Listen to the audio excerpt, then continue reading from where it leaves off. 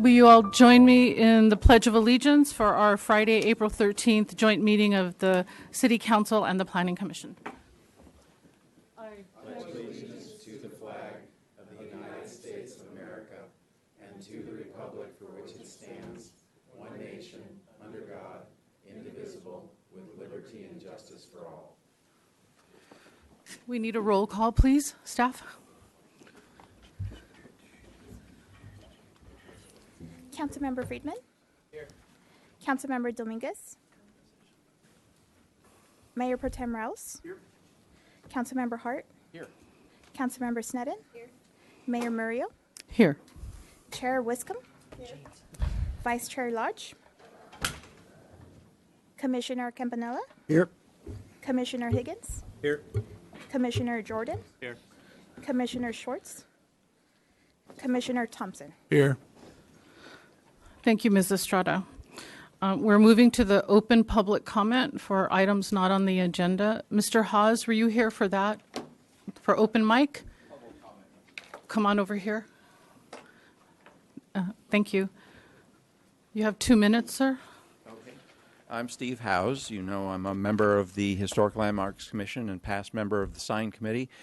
And I am just here to implore you to try and find some money to fund enforcement, and if anything, don't eviscerate enforcement any further. As an example, this is a sign in 2 windows in the 400 block of State Street directing people down to Enterprise Fish Company. I reported this as a violation in December, and it's still up. So I would appreciate more enforcement. Thank you. Thank you for that, sir. Thanks. Okay. So, Ms. Brooke, take it away, please. All right. Thank you. Good morning, everyone, and thank you for taking this time on Friday the 13th for this semi-annual work session we have with the Planning Commission and City Council. We do really appreciate your time. I know you're all busy, but we find that these work sessions can be helpful, especially the one that we do in the spring this time of year when we focus primarily on the workload of the Planning Division. We think it's good to have a shared understanding among planning commissioners, city council, and staff what we have on our plate, whether or not we should shift priorities based on the resources we have. So I'm going to try to keep my presentation brief. We tried to put a lot more written background material into the council agenda report this time so that people could dive into details as they wanted to. And so as I go through and describe some of these work efforts, I actually won't be describing them to a great extent. I'll be referring to them, assuming that many people have read and understand. But I'm happy to answer any questions if we need to elaborate on what any of these work efforts are. So the agenda for my presentation will be to start with an overview of the Planning Division services, get into our existing major work efforts, our future work efforts, and then talk about options to allocate resources to our highest priorities, assuming that we can't do all of them at once. And then ending the meeting after questions and deliberation with some clear direction to staff about what those priorities are. So I wanted to touch on just briefly the general services that the Planning Division provides, because we do have 33 and a half full-time equivalents in the Planning Division. However, very few of those staff are actually available to work on major work efforts because our day-to-day business is primarily processing development applications and working on other special projects. So the division is made up of 4 sections. We have long range and special studies, development and environmental review, design review and historic preservation, and zoning and enforcement. So in all those sections, we total 33 and a half full-time equivalents. That's 31 and a half permanent staff and 2 full-time equivalent hourly. It's really 4 part-time people that we have currently working. In the council agenda report, I mentioned that our division provides a number of services, and I've divided them here for discussion's sake into what I call mandatory duties and discretionary tasks. And the mandatory duties are really those that are mandated by law, whether it's federal, state, or local law. We are mandated to process development applications in a certain period of time. We need to receive development applications, review them, process them. So that's a lot of what you see on the left-hand side. It's building permit, plan, check. We can't refuse to receive building permits. We can't refuse applications. So these are things we have to do as a matter of course. Zoning information reports are required per our municipal code. Staffing, having a staff hearing officer, staffing the planning commission are duties that are required. It's a charter commission. Enforcement in terms of health and safety complaints, we deem that a mandatory duty. Of course, the level of staffing to our enforcement program can fluctuate over the years, but the very basic code enforcement is something that we feel we are mandated to do, as well as the day-to-day personnel matters. The discretionary tasks are not expendable. We've deemed as a community these are important duties for the planning division to serve, and whether it's to further our land use objectives or our quality of life, to assist applicants through the development application process. So these are tasks that, yes, if we hit really hard times, we could scale back, and we've had to do that in the past when we've had tough budget times. Planner consultations are a voluntary service we offer applicants. Cursory plan review, also a task that we do to review plans before they're put on a design review agenda. Enforcement, it's really the aesthetic or quality of life type of enforcement duties, and when we have had hard budget times and really scaled back enforcement staff, we've had to, a lot of complaints have lingered for years in some cases. And then general counter inquiries and special assignments. So those are the tasks that we perform today. We expect the community and decision makers for that they want to see these tasks continue. But as we go through and talk about the major work efforts and where we allocate resources in the division, these are some of the things we may have to balance. So with the division staff divided among those three duties, we see that we have 3 full-time equivalents left for the major work efforts that we're talking about today. And I do have about a little bit more than a half of an FTE in this discretionary task part of the pie chart that works on LCP and general plan implementation duties. So really today we have about 3.6 FTE that are available to work on major work efforts. I wanted to also briefly touch on the Planning Division's annual revenue and expenditures, just to provide some context as we discuss the potential staffing options for further along in the presentation, so that you get a sense of the scale of dollar figures that we're talking about. This also shows that the Planning Division's budget is nearly made up of staff almost entirely. We bring in approximately $1.6 million in service fees, and we expend approximately $5.5 million in an average year, and 4.8 of that is staff. The rest is supplies and allocated costs. And I do want to point out here, so those rough figures, 1.6 million to 5.5, is about a 30% cost recovery. That's all of the Planning Division staff. Our long-range staff, that section doesn't generate fees. It's all special projects, doesn't review development applications, and so they're not expected to generate fees. And so it, as a division as a whole, it looks as though we're recovering 30%. But when you look at the actual staff that work on the development projects where fees are charged, we're probably closer to 40%. So then getting right into the major work efforts, the existing efforts I believe you're very familiar with. We've covered them in past meetings and have discussed them in various arenas. So I won't go into those other than to say the new zoning ordinance implementation we have had to put on hold recently because implementation of our new permit tracking software, the Acela Civic platform, that project schedule has been running significantly behind, and we've had to put more resources on it in order to try to keep up and make up some time there. So we've had to hold off on doing some minor amendments to the zoning ordinance to clean up after ENZO was adopted in July. And so that's shown here on this chart. Our existing major work efforts currently require 6 FTE, and you'll recall that we have about 3.6 FTE allocated to work on major work efforts. So the reality has been, for the last year or more, we've been falling short on some of our other duties and not meeting our P3 objectives. We've not always been able to meet our zoning plan check objectives or some of our other targets that we've set out because we've had to pull staff from those duties to try to keep these work efforts moving forward. The accessory dwelling unit ordinance has taken longer to get to the stage where we are today, as well as the Acela Civic Platform implementation I just mentioned. That schedule has been extended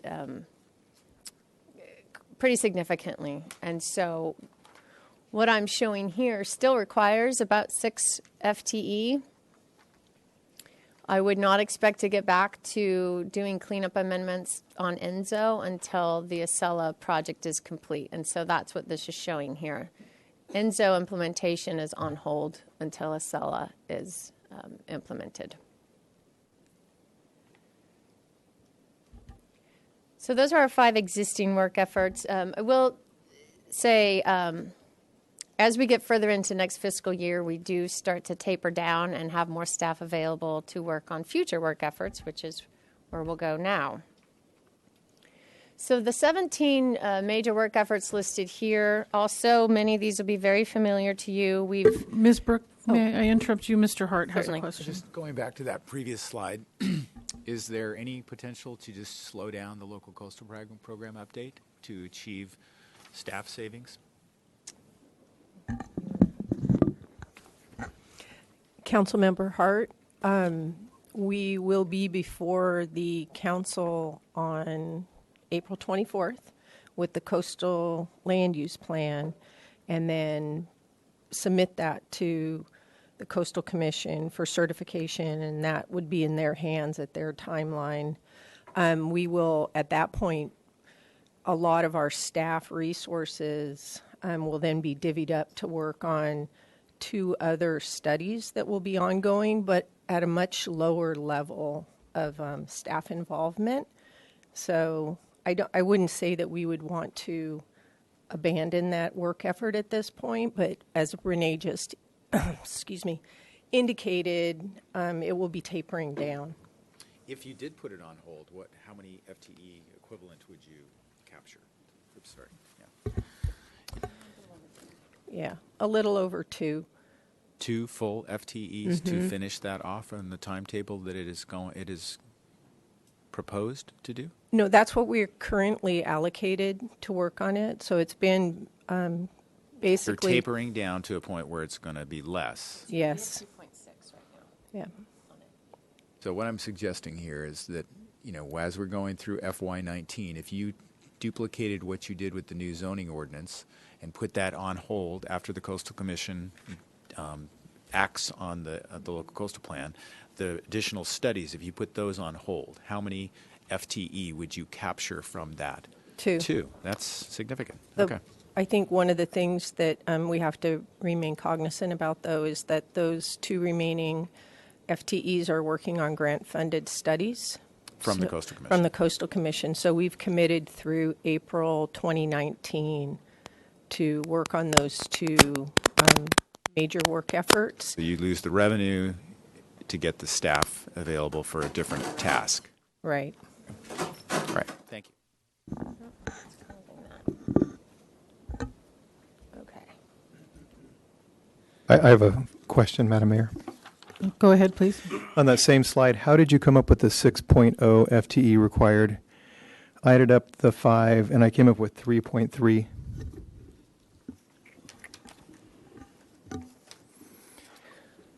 Councilmember Dominguez are looking at which particular quarter, or you added up the 5?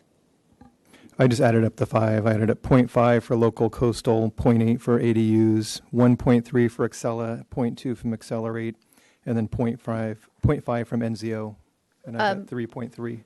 Currently, for the local coastal program, we have about 2.6 FTE working on that at this stage until we submit and get through Coastal Commission certification. Then that's when we would taper down to about 2. Okay. So 2.6 for LCP. So for these 1, 2, 3, 4, 5, 6, 7, 8 quarters,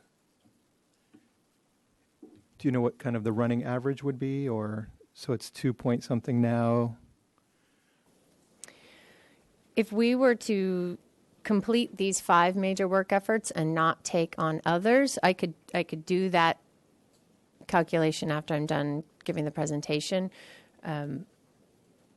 6 is the high point right now that we're experiencing. But Okay. we anticipate as we wrap up, for example, the accessory dwelling unit ordinance, we would have staff available to take on the next priority work effort. So going forward, we would be filling in some of these other slots with other work efforts, which I'll be showing you in a moment.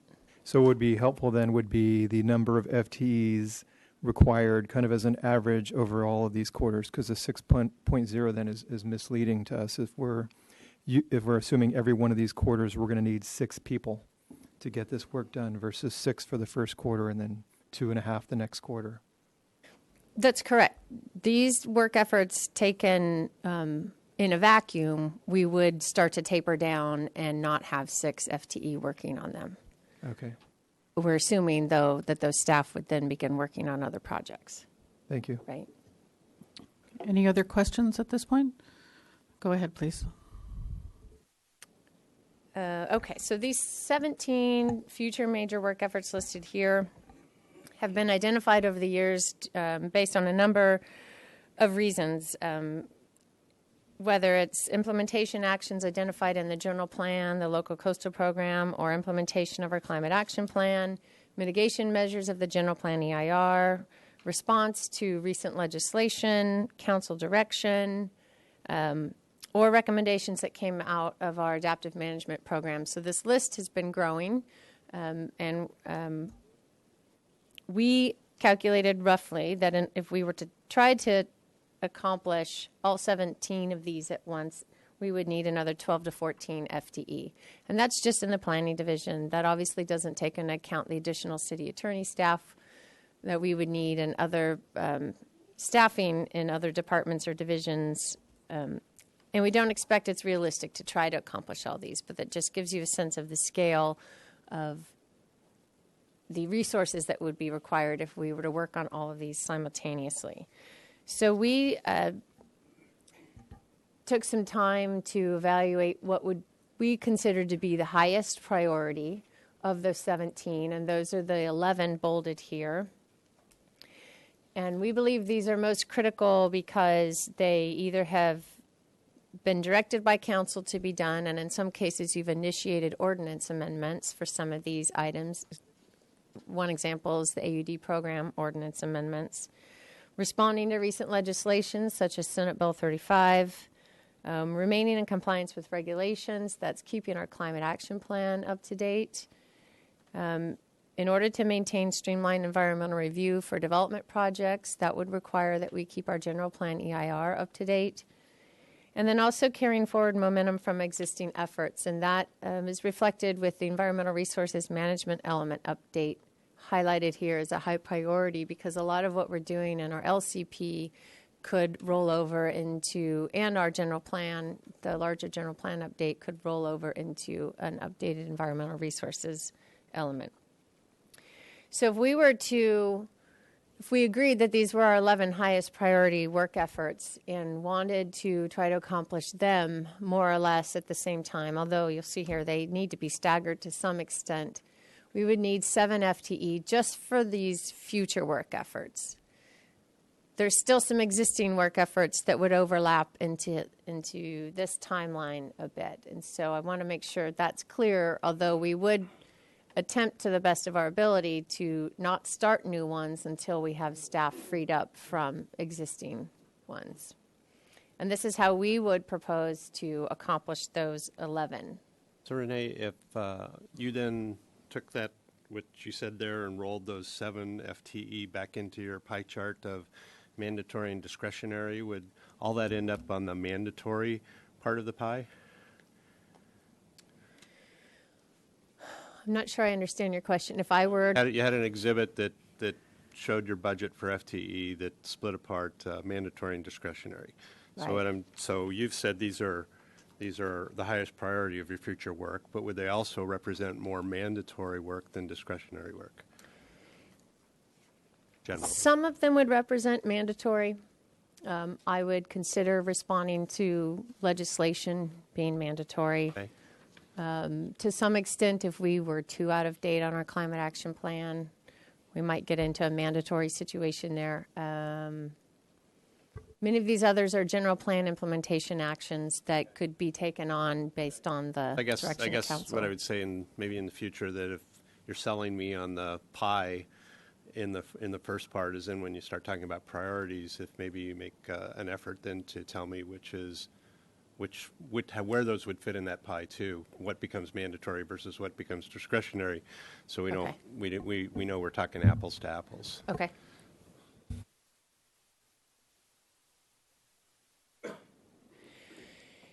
So as I mentioned, with this proposal to accomplish the 11 highest priority work efforts, we would stagger them. We would still not be able to do them all at once because we have some existing major work efforts that we'd be wrapping up, and we would want to have some of these completed before we started new projects. So, Madam Mayor, if I may, Dominguez. when I added up the FTEs for this and I came up with 4.1, so again, this would be an area where it's helpful if we could maybe, and FTEs, I think overall become problematic with the smaller projects because you can only round down to a tenth, which is, I guess, half a day a week. Or so maybe you could give us just the number of hours or weeks that a project would take. So then we kind of get a sense. So we see here 11 projects. We see it's going to take 7 people 2 years to finish 11 projects, which back of the envelope seems to make sense. You know, some are going to be pretty big and maybe take one person a whole year, and then some may take one person a quarter. But to have it more in units that are commonly understood might help. Okay. Thank you. Thank you. So this, again, going back to the pie chart, showing that we typically have 3 to 3.5 FTE available to work on major work efforts. And so if we were to try to accomplish those 11 highest priority, we begin to talk about how we allocate resources and options we have to do that. And that's where I'm going to focus the rest of the presentation.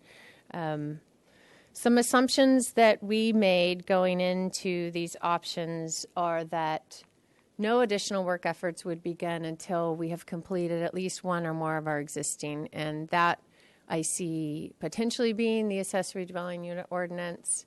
That would be one of the ones that's close to wrapping up that we could then begin to look at working on other work efforts. Also, that we would only commence future work efforts as resources are available. And so while my charts are a snapshot in time, obviously if one project gets derailed, then the timeline will get thrown off and something else might get delayed as well. Also, that we expect those priority efforts would take 2 to 3 years to complete, and that no other major work efforts are added in the interim. And we already know that's somewhat unrealistic because we know there's pending legislation at the state right now likely coming down that will affect more of our local control over housing development. Already there's cleanup amendments to the accessory dwelling unit, state law. And so, yes, we expect there will be more legislation coming down the road. So that is not factored into this at this point. I have a question on that point. So then there's these other 7 or so that are not bolded on the high priority, such as the Milpas Street guidelines and the tennis displacement. So does that mean that those wouldn't even have a shot at going through the process until 2022 at the earliest? Councilmember Friedman, yes and no. I'll speak specifically. Milpas Street guidelines, yes, most likely. Anything here that's not bolded, we wouldn't be able to take on until at least 2022. The one exception, the Tenant Displacement Assistance Ordinance Amendment is an outcome of the Tenant Landlord Task Force recommendation that Council heard in January. We may be able to accomplish that without planning division staff resources. If we have housing staff, and the city attorney may have some resources to accomplish that in their office. And so if we can be creative in that way and find other staff or other funding sources, we may be able to tick off a couple of these other projects. Madam Mayor, I had a Yes. question, please. Thank you. The multi-unit mixed-use design guidelines, which are not on your priority list, would they? Can you explain? Would they go somewhat towards responding to some of the Sacramento legislation if they were on your list? That's a good question. As written in the housing element, the multi-unit mixed-use design guidelines are meant to be discretionary and tools for applicants and the design boards. The legislation that we're seeing in Sacramento is mandating that cities have ministerial, no discretion, but have some type of criteria against which to review these projects, objective criteria. So, I mean, is it possible that they could be form-based design guidelines with a checklist that could help possible. us with some protection? right, that may be possible if we could make it objective. Then it could help respond to the legislation. Okay. Thank you. Thanks. Okay, so I will cover the 4 options that we outlined in the council agenda report. And in front of you are some summary sheets of these 4 options. It's this 8.5 by 14 size paper. Understanding that we have many major work efforts that we all want to accomplish, and potentially not enough staff to accomplish them in the time frame we want to, we presented 4 options in the council agenda report. There, of course, may be other options, other combinations, other scenarios that we're open to hearing about. The first option would be if we agreed that we should move forward on those 11 high priority work efforts and we are short by about 3.4 FTE, it would be to appropriate funds for additional staff or consultant help in order to take on those 11 work efforts over the next 2 to 3 fiscal years. The second option is to delay several of these work efforts commensurate with our staffing level, which is about 3.6 FTE. The third is to suspend some of our discretionary duties, which we've done over the years in the past, as I mentioned, had to pull back some of those duties to allocate more staff to major work efforts. The fourth is to reallocate staff from normal division duties, which we've been doing currently, to assist with major work efforts when we hit a peak and we need to pull staff from some other tasks. So the first option, appropriating funds for the additional staff, for 3.4 FTE, we could complete those 11 priority projects in about 2 to 3 years. The annual cost for just planning staff would be about $411,000. That's 3.4 FTE at the project planner level.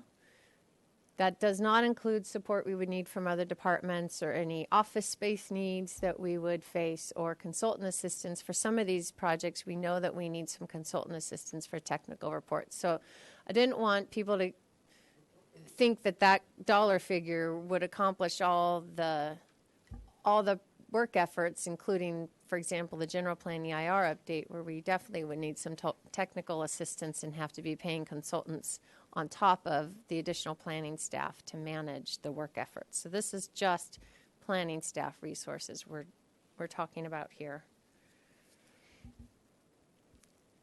And so again, going back to that chart I showed before, with the 7 FTE, we would attempt to accomplish those 11 work efforts in this manner over the next approximately 2.5 fiscal years. 3, if we were allocated staff in FY19. The second option is to delay several of the work efforts, and we do what we can with the staff we have. So in that scenario, we believe that we could accomplish 4 of the highest priority projects in the next 2 to 3 years, and there would be no additional cost for planning staff specifically. The 4 highest we deemed most critical is in response to council direction, recent legislation, and in order to maintain streamlined environmental review for development projects, we would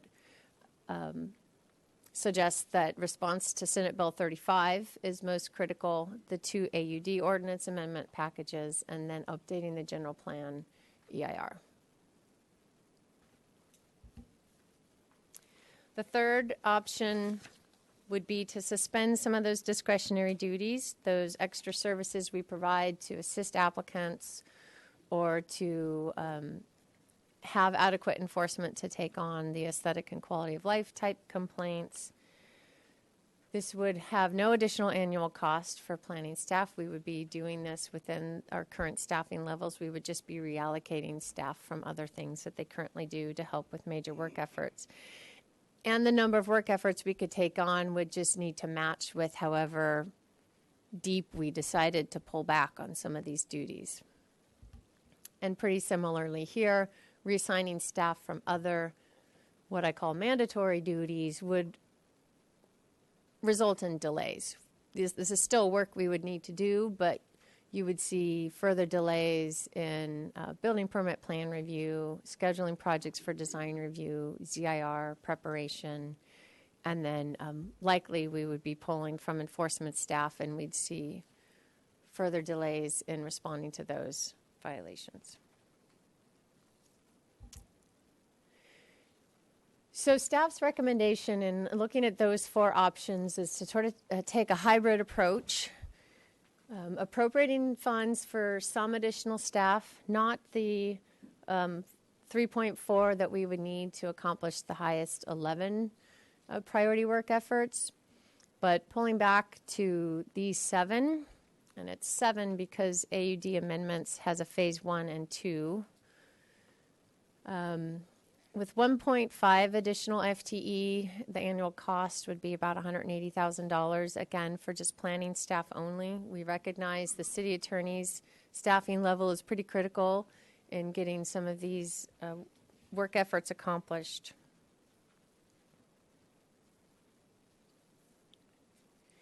This also, so this has the 4 highest work efforts that we had prioritized earlier, the Senate Bill 35 implementation, the 2 AUD ordinance amendments, the general plan, program EIR update, and then it also includes a long-delayed effort to amend Title 22 to establish historic districts, as well as the companion historic resource design guidelines, and then adds in the land development team fee study, which we've talked about over the years several times, this need to make sure that the fees we're charging for land development team activities is commensurate with the services we're providing.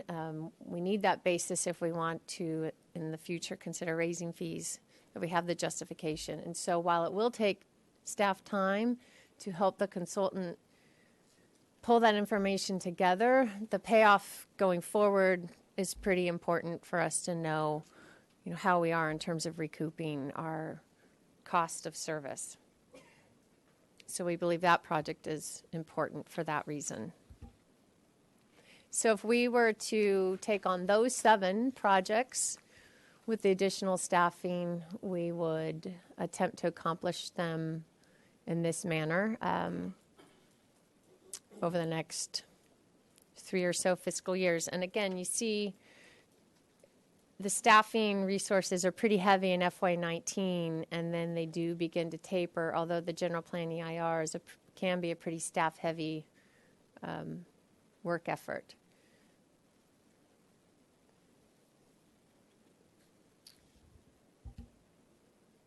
So this last table shows the combination of the existing and future major work efforts. So the top 5 are what we're currently working on in yellow, and was one of the first charts I showed. The bottom in blue are those 7 that we believe we could accomplish with an additional 1.5 FTE. And we're showing them here staggered as much as we can. It still may be optimistic. There will be periods here where I think we'll feel a crunch, but 1.5 FTE could certainly get us further down the road on some of these major work efforts. I wouldn't start any new work efforts until the ADU ordinance is adopted. And some of these others are staggered based on staff that we would have allocated to finishing up some of these existing work efforts.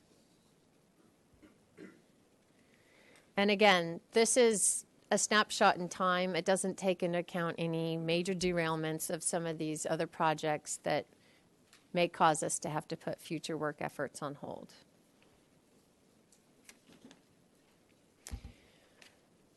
So if we were to move forward with staff's recommendation, these work efforts would not be addressed for at least 2 years. And I won't go through them all. If you have questions about any of them, I'm happy to answer questions about what's entailed in these work efforts or what would be the consequences if we didn't work on them for the next 2 years. And again, this list would probably grow if we had other things added to it that we weren't able to take on. Legislation, responding to legislation, other requests that you may receive for ordinance amendments in the future. So with that, we'd wrap up with receiving public comment today, answering any questions, having deliberation, and then providing direction to us on our future major work efforts that would be commensurate with staffing. Thank you, Ms. Brooke. I'll give Mr. Casey a warning. I want to ask about where funding might come for a full-time equivalent, 1.5, as Ms. Brooke is suggesting, but we'll go to a question from, or Mr. Kalan. Oh, thank you, Mayor. You need to go to the microphone, sir.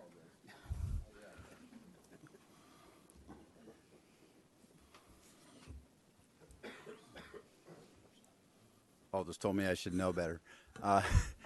Good morning. I'm happy to address you on how our office fits with what Ms. Brooke just briefed you on. Thank you. When you're ready. You would like me to do that now? Thank you, yeah. Okay, so Mr. Casey asked me sometime back, what would you need to do to meet the workload to support the workload that the planning division has. So we've been looking at this for a few months and have given it some thought. Before I tell you those figures, let me just say that we have a very shared responsibility. So I am appreciative of Ms. Brooke and the planning division where they take responsibility, but I would not be direct or honest with you if I didn't tell you that our responsibility can interfere with their work and often does. So I appreciate their protective sense in saying what they need, but this is really a team problem. So how do I look at it? These advanced planning projects that we're putting aside always scare me to death as your city attorney because they open the door to legal challenges based on our existing policy not being consistent with state law, right? Just as a very generic concept, if you don't keep up with what state law requires, Lucy's got a lot more explaining to do with the judge when we get there. So from my standpoint, as your legal advisor, it's cheaper, I think, to spend the money to fix all of that stuff in a timely way rather than clean it up on the back end like we've had to do. We have litigation now challenging the city's ability to impose owner occupancy covenants under the old ADU work.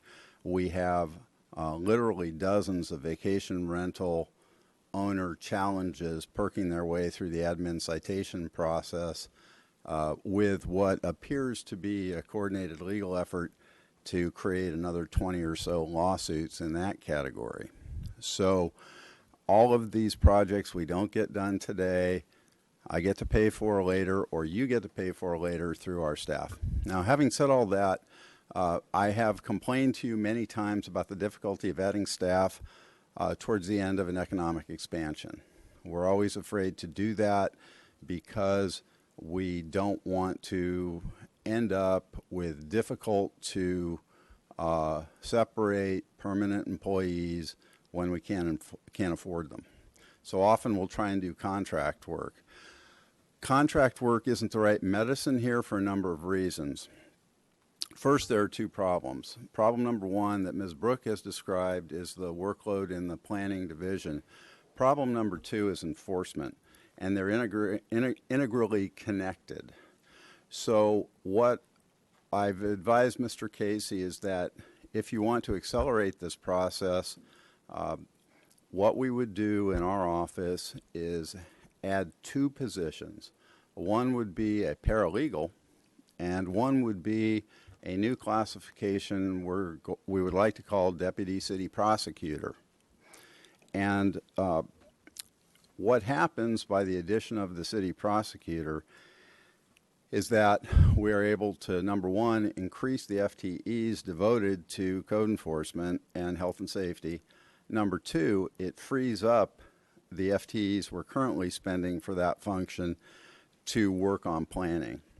So what I would like to do, currently Scott Vincent, Scott is there, is handling all of planning.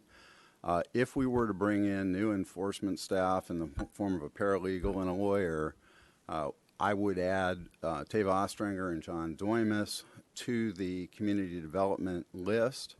We would have them undertake what I would call current planning, meaning supporting the boards and commissions, the staff reports, the findings, the analysis that goes into development review. Mr. Vincent, who has 20 years current experience in Santa Barbara, knows the code inside and out, will handle the advanced planning features, meaning that box of projects that Ms. Brooke identified as the ones that will push down the road. Of those, the ones that give me the most concern legally are first the density bonus ordinance. I think we put on hold. The council may or may not recall that we've had some potential density bonus issues down in the funk zone. Those have abated temporarily, but they may come back. Our density bonus ordinance is not up to speed. And that's another of those state laws that includes essentially some automatic gimmies to induce higher density development. Okay? So that's where we are, two positions. Cost, I believe that I can bring in a deputy city prosecutor at a slightly lower rate than I pay a deputy city attorney, and I base that on looking at the comps from the DA's office and other cities that do prosecution. We're looking in the neighborhood of $250 to $270 total cost for those two positions. Now, last piece, and I'm sorry to take so long, the council graciously authorized us to lease short-term with an option for long-term the office space next door to us at 740 State. We've done that. We have that space locked up until 2020 with the option to extend until 2030. The reason we did it that way is, again, flexibility so that we can shed any expense we take on during this boom time easily when things slow down. Same way with these positions. Down the road, I'm anticipating retirements. You could think of these positions, and I've briefed Paul on this, as term positions for 2-3 years and perhaps not replace any retiree down the road. So that's a way to accomplish meeting the immediate demand with permanent staff without handing me the administrative problem of getting rid of somebody who's really done nothing wrong other than being bigger than the budget. Thanks. I'm happy to answer questions. Questions for Mr. Kalan? I have a question. Mr. Dominguez? So at our last joint meeting, I asked if you could clone Scott Vincent. So coming with John and Tava's pretty close. I only wanted one clone, but I am wondering, having two people, there's a pretty steep learning curve for land use law. What is the reasoning behind adding two versus just starting with one? Good question. partly tentativeness on my part about how much each of them can handle. Both John and Teva are what I would call eager learners, meaning they are highly capable lawyers who will take on anything we throw at them and work themselves to death. So it's going to take some day-by-day monitoring to know how much the two of them can handle. Why I want to split it, I'm in the business of producing my successor for you, subject to your approval. I'm also in the business of developing the next generation of city attorneys. So in recruiting people and in working with the staff we have, my job is to give all of them the portfolio they need to advance in this profession if they wish. Land use, HR are two core credentials a city attorney has to have. I wouldn't be doing my job well with John and Teva if I didn't get them into land use. And frankly, that's a little condescending with Teva. She has built your medical and adult marijuana work in close conjunction with CD. It's not a big leap. I do believe, Councilmember Dominguez, that the distinction between current and advanced planning is important. I think that current planning, which is what I would have John and Teva do, is more easily segregable into little bits. So John might handle design bodies, whereas Teva might handle the Planning Commission. So there are a lot of logical breakpoints within CD that we could staff that way. Mr. Klon, that $250,000 or $270,000, that would be something we need to look at in this upcoming budget cycle then? With Mr. Casey, and again, this was not prepared to be a pitch by me to you. Understood. This was advice to Mr. Casey, who is trying to solve the problem you have with the planning division workload. Of course, thank you. Mr. Campanella? Thank you. On new state laws that may come down, I'm presuming that workload is required also to work through the public comments that are required as these are proposed. So is that both legal as well as community development, monitoring new changes that may come in and commenting on it before they're enacted? Civic engagement is not bread and the bone for city attorneys. We can do it. It is expensive for us to do it. So ordinarily, in terms of public comment, we'd rely on community development or the other relevant staff to digest and respond. We'd review and give advice. But ordinarily, while we can do it, it's not very efficient for us to be the keepers of managing the public's point of view. And partly, Commissioner Campanella, there's a role confusion issue that's probably more important to me than anybody else in the room. And the role confusion is the difference between policy and legal advice. When we're pulled in there speaking to the public, we inevitably get dragged into the should questions, the normative policy questions. I have feelings about those, but they are mine. They're not for me to share publicly. They're not for me to impose on you.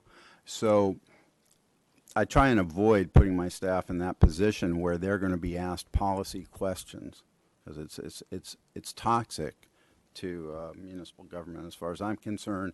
For the lawyer to be misperceived as the one with the ideas. You are the givers of good things, the creators of the future of this community. Our job's to implement it. So, all right. Any other questions for Mr. Kawan? Okay, we'll take questions for planning staff then on what was just presented. Mr. Jordan. Thank you, Madam Chair. I just have three quick ones. Renee, is the relationship of a 1.6 million revenue to 5.5 expense, is that consistent with other cities of our size and scope? Commissioner Jordan, that's a good question, and I don't know. I haven't looked at that. And then, so if I didn't like your recommendation, but I really want to recommend the option one for the whole enchilada, that's, from what I just heard, so that's $500,000 for community development and $270,000 for city attorney. So $750,000. What would be the usual process for generating that type of revenue? It would through fees, through a political decision to reallocate funds. I mean, what would go into that, or how difficult would that path be? Also. Commissioner Jordan, I can speak for the planning division staff. As I mentioned, our only source of funding, unless we can go find grant money, is through the fees that we charge for our services.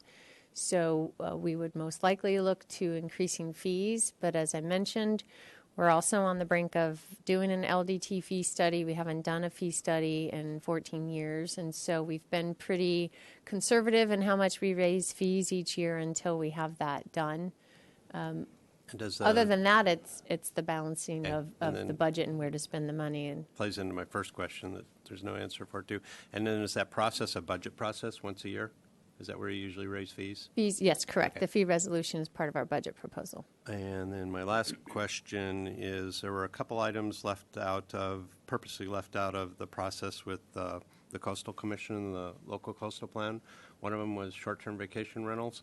Is that represented in the yellow already, or is that an additional work product that's not shown on this?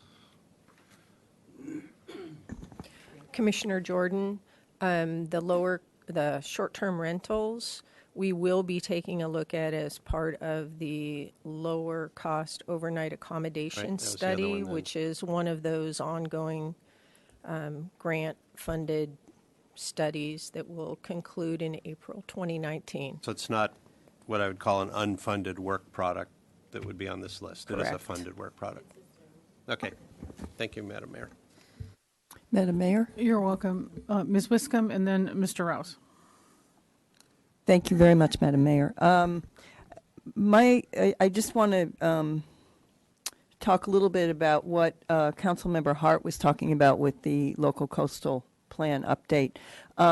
My understanding is we have the sea level rise and we have the lower cost visitor serving accommodation studies, which have started. And the grants for both of those have expiration dates, do they not? Commissioner Wiscombe, yes. That is April 2019. Okay, so they're in progress now, and excuse me, what my feeling is that this is important for the legislation to get the local coastal plan update done is important for the legislation that's coming out of Sacramento, and I just wondered if you could comment on that and how you. I'm not, Commissioner Wiscombe, I'm not sure which how legislation. Development in the coastal zone is. There is a push at the state level for jurisdictions to update their coastal plans because most of them were done in the 80s. Ours is cumbersome to utilize. It does not address sea level rise, which we know is something that is occurring and will continue to occur into the future. And so we do need to modernize the document. We're almost at the end of the process with the coastal land use plan portion of the local coastal program, at least the submittal to the Coastal Commission for its consideration of the plan. Okay, but for instance, with Senate Bill 827 that Mayor Murillo just sent a letter to Senator Wiener on opposing that bill, she talks about the coastal zone there. So with an updated and certified local coastal plan, which we are going to submit if council approves it, then does that help us in terms of Senate Bill 827 if it were to go through?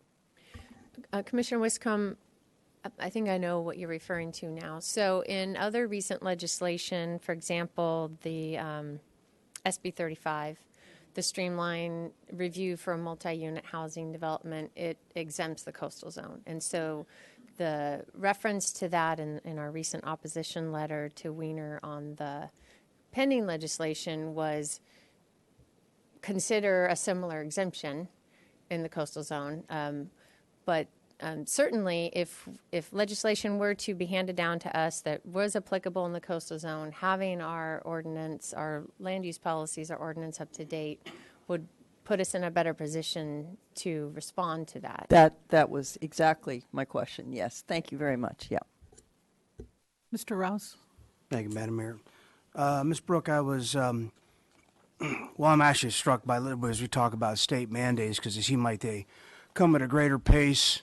And again, in my mind, they're kind of aggressive and in terms capricious, so it's hard to sit there and make these long-term land use and housing plans when Lord knows what's going to happen next January. But in the bigger picture of what we do here in the building department in terms of customer service and the boom and bust nature of counter service type issues is what we hear probably the most about from the public.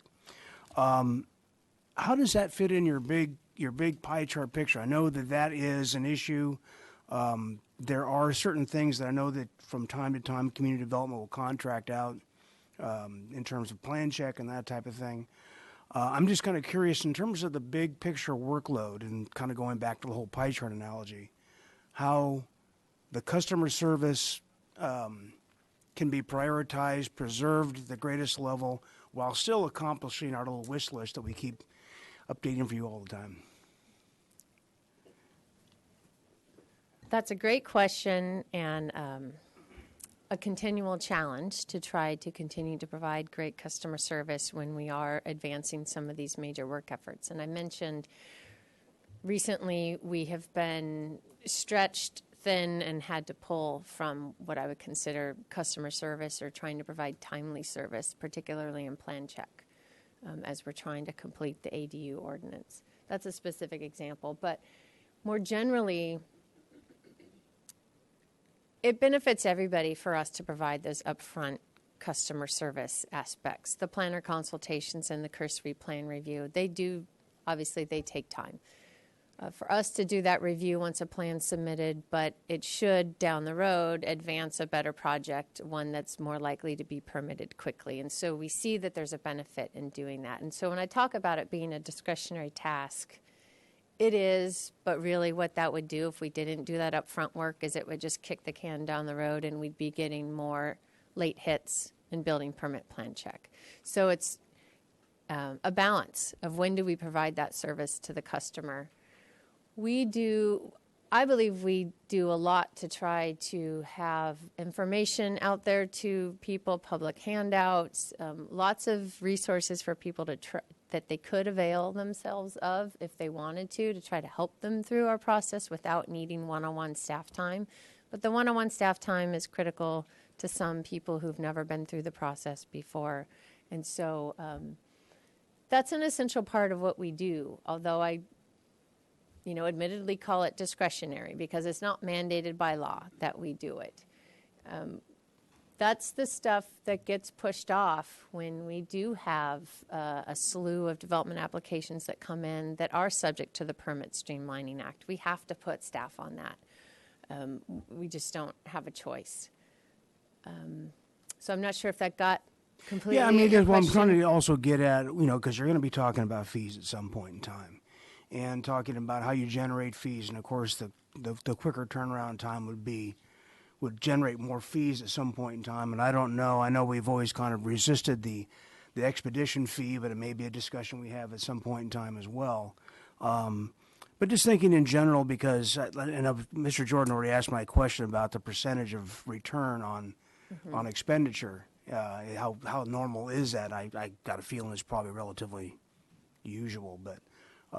As we go forward and say what does it take to generate the revenue that we need to accomplish the rest of it and instead of trying to pull FTEs out of the air, which is kind of what we're talking about with the budget. And is there something in the boom bust cycle where we can bring on the contract work without owning the contractors, when the cycle reverses? Right. And thank you for reminding me that part of your question. So consultant help can be useful, particularly in the major work efforts, in the distinct projects if we need a certain type of consultant with subject matter expert. It's difficult in our mandatory discretionary type duties, specifically if we're asking someone to come in and try to interpret our zoning ordinance, because it takes a lot of time to understand how to navigate it, how to apply it to projects. It's different than our building division, who contracts out to contract plan checkers fairly often. The building code's the building code, regardless of what city you go to. We do have some amendments to the code we make locally, but far less than someone going through our zoning ordinance and, coming in cold and doing a plan check on our zoning requirements. So we tend to not have contract help on those type of tasks. We will on major work efforts. We will occasionally in development review if we find consultants who maybe used to work at the city or have done similar work for nearby communities. They understand the language. They understand the process of doing a 30-day review. So we can do that. That's certainly a solution if we believe that we are at the peak of some development cycle and may taper back down. It's definitely a solution. It is expensive, though. It typically costs more to bring consultants on board than it does to bring on a full-time city staff member. There's just the trade-off there is that then you've got this FTE assigned to the division that when you do work might taper off. Thank you. That answers. I'm a little surprised that it's more cost efficient to hire an FTE than it would be to contract out, but you know and I don't, so thank you. Mr. Higgins? Thank you, Madam Chair. We're doing questions and then public comment, or what's the? We're doing questions to Ms. Brooke, and then we'll have public comment, and then we'll come back. Okay, I'll make it quick. So, Renee, you have the bulk of your FTEs tied up in development review. And if so, here's my question, and I'll give you some hints at where I'm headed. But if you had to pick 3 or 4 FTEs from development review, what would you do to your internal process in making development review more efficient by either eliminating procedures or maybe my assumption is and I think Ms. Scott in public comment, somebody's public comment letter alluded to the fact that some applications take more staff time than others, and so some are cleaner or less aggressive or less problematic. So if you had to take 3 FTEs out of there and either had a choice internally, make some changes about how projects are reviewed, or gave some coaching to applicants on how to better submit so staff spent less time on them, how would you handle that? Commissioner Higgins, what typically happens, and whether it's pulling staff from development review to do other things, or when we have an economic boom and we have more projects than we can handle in development review, typically what would happen, because we do have to meet the Permit Streamlining Act requirements, so we have to respond in 30 days. We don't get lag time there. So we would be pulling staff from other areas, or I have development review staff who have counter shifts. They go to meetings. They do other things that are not directly related to reviewing a development application. If I told them, you can't do that anymore, we're thinning out the development review section, and you're going to have the same amount of projects with less staff, then I would basically be pulling back other services to the community. We would have less staff at the public counter. We'd have less staff to do planner consultations or these other discretionary tasks. It's just, I'd be shifting staff from discretionary to mandatory. Okay, so let me ask it a different way. Is with Accelerate and with Excella, those are both, in theory, places of institutional learning where we can be more efficient. So have we learned anything from Accelerate that, from a procedural standpoint, that you could borrow for the rest of development review that would allow projects to move forward more efficiently? And sort of along the same lines, the database implementation, I assume at some point is done so that we can become more efficient. So is there some learning there that will eventually peel away FTEs to be out of development review so we could donate more people to long-term projects? That's kind of a question. I think I understand your line of questioning. So Accelerate, specific example, where we have designated staff to help applicants go through and improve open businesses and vacant storefronts on State Street and Coast Village Road. we're able to accomplish that because we're dealing with a limited number of applications. So when we know of one that comes in, we have people on it. It's high priority, top of the HLC agenda, queue. But we couldn't do that for every project because we just wouldn't have the resources to be so focused and provide that level of service to every applicant. So it works because we're dealing with a finite number of applications. In terms of Acela and implementing our new permit tracking system, yes, we're at the current stage now where it's pretty staff heavy. I have 2 high-level staff people working on that, and we feel that pain in the division. But we do know when it is implemented, it should create a lot of efficiencies in our system. There will be growing pains, there will be training requirements, but ultimately we do see a lot of room for efficiencies. We could receive applications online, review plans electronically. So certainly it's painful now, but yes, down the road, it may create efficiencies in our entire process where we could feel that. Okay, last question on this subject. You have, in terms of land development fee increases potentially, you have certain applications that come in that are cost efficient for you to process and then others that are not. And they may be a certain type of development, or they may just be the applicant not being aware of, the procedures. You have to do the intake, and then there's an extended, protracted sort of back and forth of incompleteness, Right. which is not efficient. So do you track those kinds of applications in terms of how efficient they are? So when you do look to increase fees, in other words, so how much of the applicant pool are just bad apples that are just dragging you down that could be maybe worked with in a different way so that they Right. provide you with cleaner applications? Is that something you think about or would be a solution?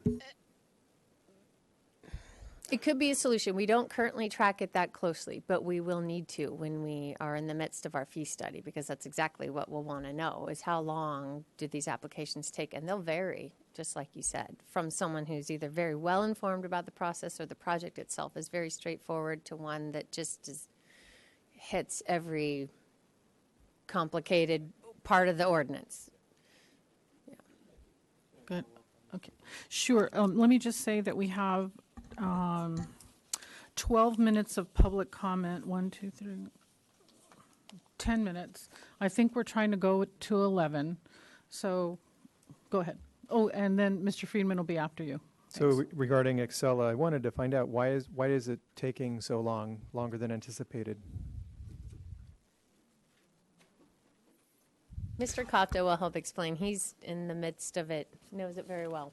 Hi, excuse me. Hi, Danny Cotto, Senior Planner. So I'm one of the people who is working on this Accela project, the new permit tracking system. It's the reason I have my take on why it's taking so long, and part of it is, a lot of it is,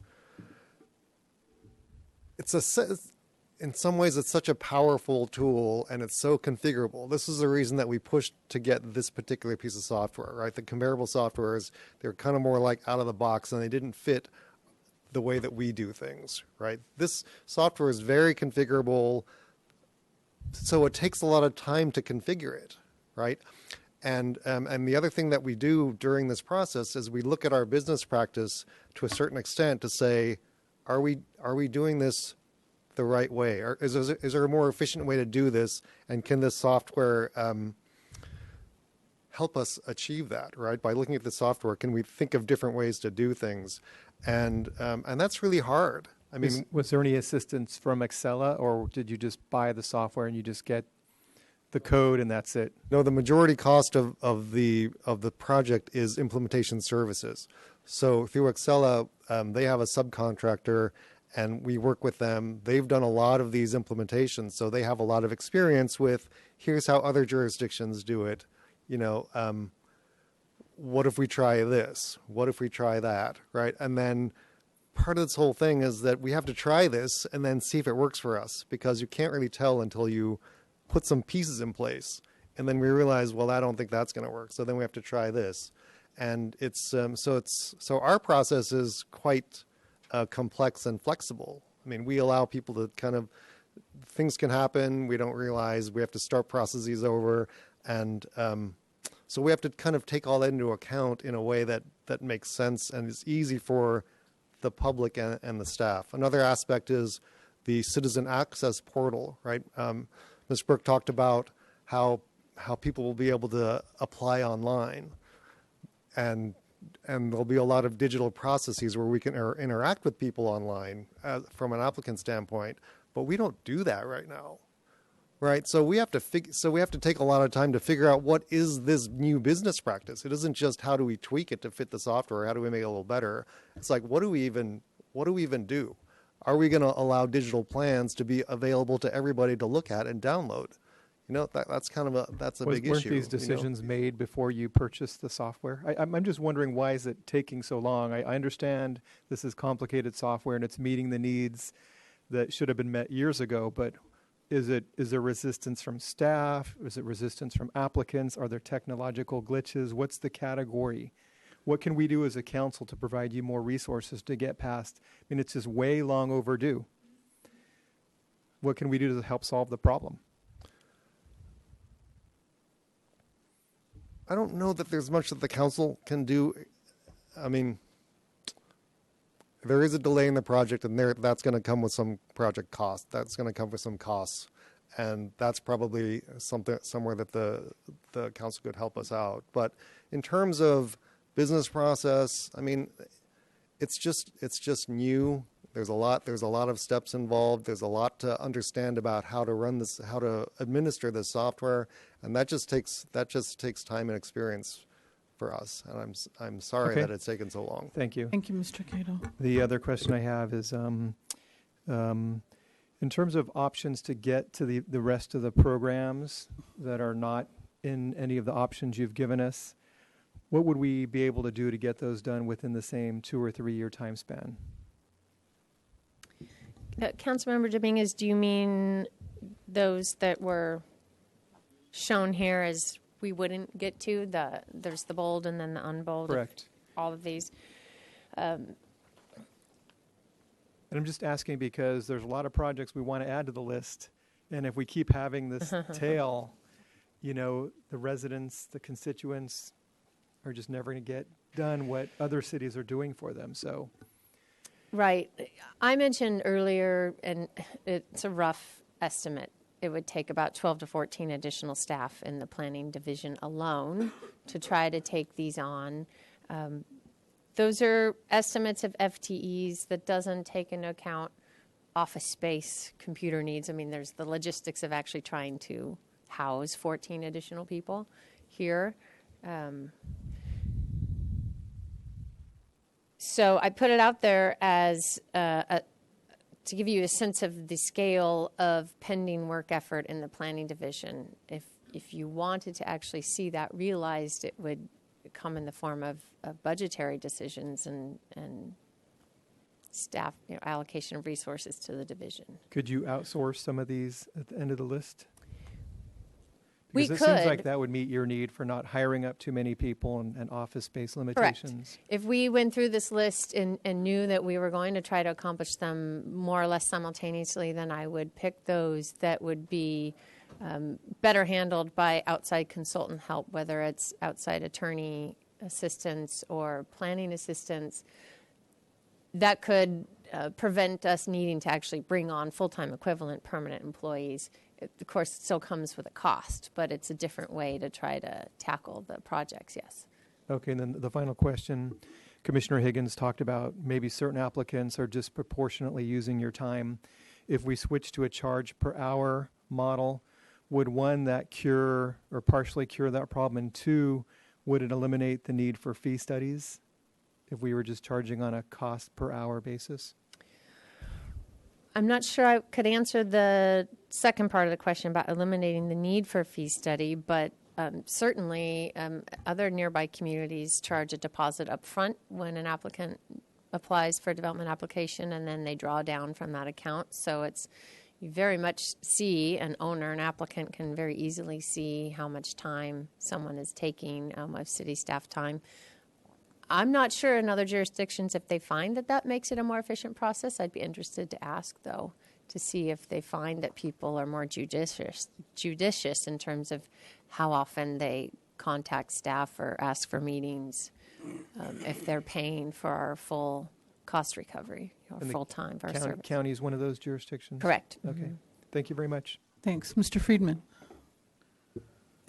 One of the questions regarding the Accelerate program, since we extended it for 6 months, and so if we decided to extend it again, would that be considered another major work effort? Because we're assuming these charts are based on no additions, and so if we extend it again, would that be considered an addition and kind of tweak all these numbers that you've set for us? Councilmember Friedman, on this slide, Accelerate is the fifth one here of the major work efforts, and we've assumed that it would be extended even another 9 months. So it's in my assumptions that it would go slightly beyond what you've already done, just, not knowing when would be the right time if we did pull back from that program, if we found that the vacancy rate is healthy. And I have two more questions.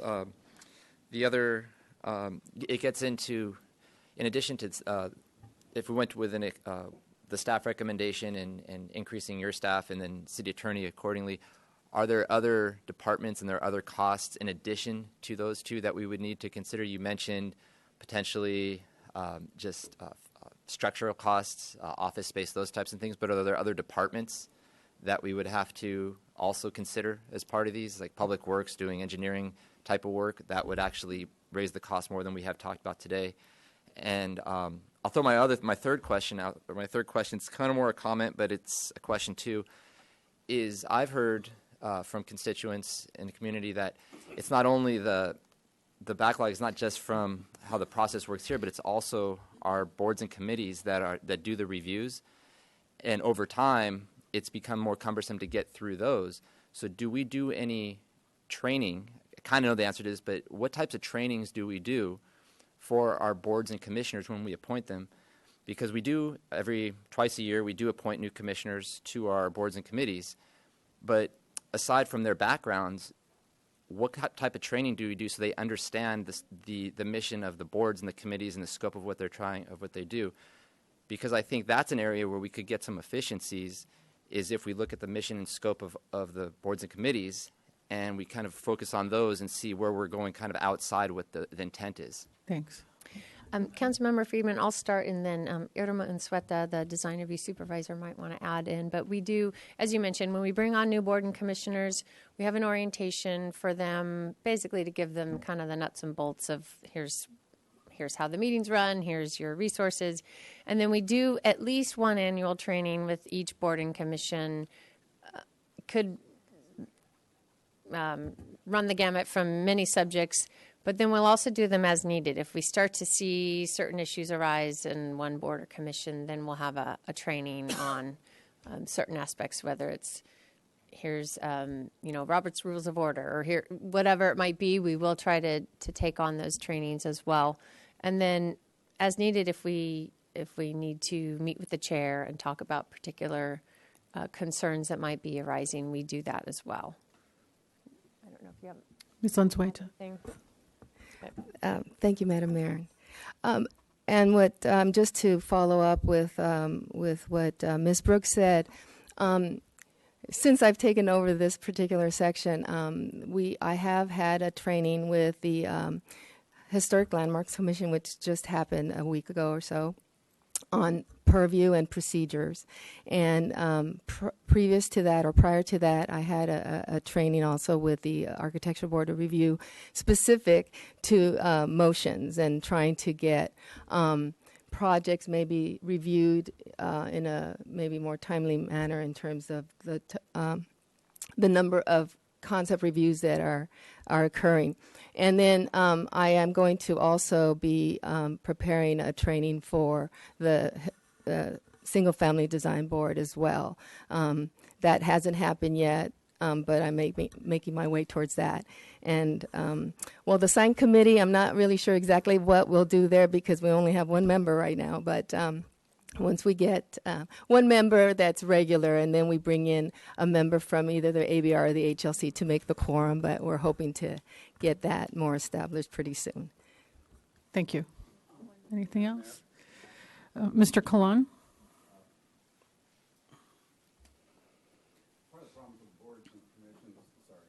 Councilmember Friedman isn't a training issue. It's a function of how much discretion is vested in them through your code. So Santa Barbara made a choice a long time ago that it would be unique, eclectic, and your processes are what I would call justice intensive, meaning there aren't a lot of hard and fast rules. So when you don't have, you've heard me 50 times on this now, when you have justice, you have certainty, quick, inflexible, solid standards over here. They're fast, cheap. You don't need trials. You don't need facts. On this side, you've got discretion and fairness. You have a lot of facts specific to every square inch of town that somebody has to factor in to make a decision. So Santa Barbara has chosen to be on the Santa Barbara end of the spectrum, not the cookie cutter Mission Viejo Irvine end of the spectrum. It would be super easy to say design review means every structure in town has to be Malaga green with tile roofs. Then you don't need your boards and commissions. So I want to respectfully submit that there is a training issue, but primarily it's a function of how this community has designed itself over the last 100 years. Thank you for that. Mr. Campanella. Yeah, just a question for Irma. For Mr. Kalan? Oh, Ms. Unzueta? Thank you. Thank you. As just some observation as far as process and training, I think suggestions were made, and I don't know if it's going to be part of your training, where early on in concept review that perhaps size, bulk, scale, neighborhood compatibility is addressed and sort of agreed to during initial concept review. And then subsequent to that, you can get into more design items that might help accelerate the process. Was there any discussion on that in your training? The two trainings that we've had with respect to the training with the Architectural Board of Review, yes, there was some discussion on that. Not so much with the Historic Landmarks Commission, although they did request an additional training just on the submittal requirements and how to be more efficient with respect to getting the information sooner in the concept review process, the first or second meeting versus the fourth or fifth. So that is one of the ways that we are trying to get the concept reviews to be more efficient and less. Thank you. Thanks. Ms. Snedden? Just a quick question with the hybrid staff recommendation, and you're taking 11 projects completed down to 5. Would it be at the current efficiency, or is there anything, it's only just project completion being a shorter list, or does it address the efficiency issue?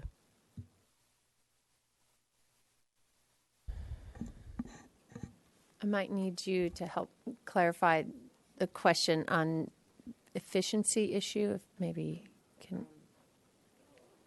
I'm not sure what you mean by that. Are we happy with our current efficiency? In terms of applications coming through and the timelines? Okay, so having enough staff currently, are you operating at the pace you would like to be?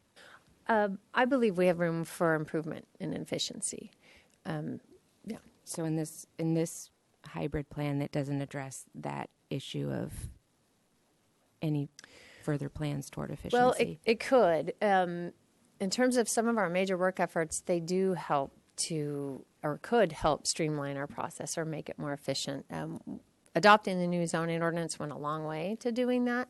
We do have some cleanup amendments we'd like to make to it that we've realized either just very shortly after adoption or since reviewing a few applications, there's some parts of the ordinance that could be clarified. We do want to tackle that at some point, as well as what Mr. Cotto mentioned, and I've mentioned with the Acela Civic Platform implementation, once we have the new permit tracking system, that can create a lot of efficiencies in our process.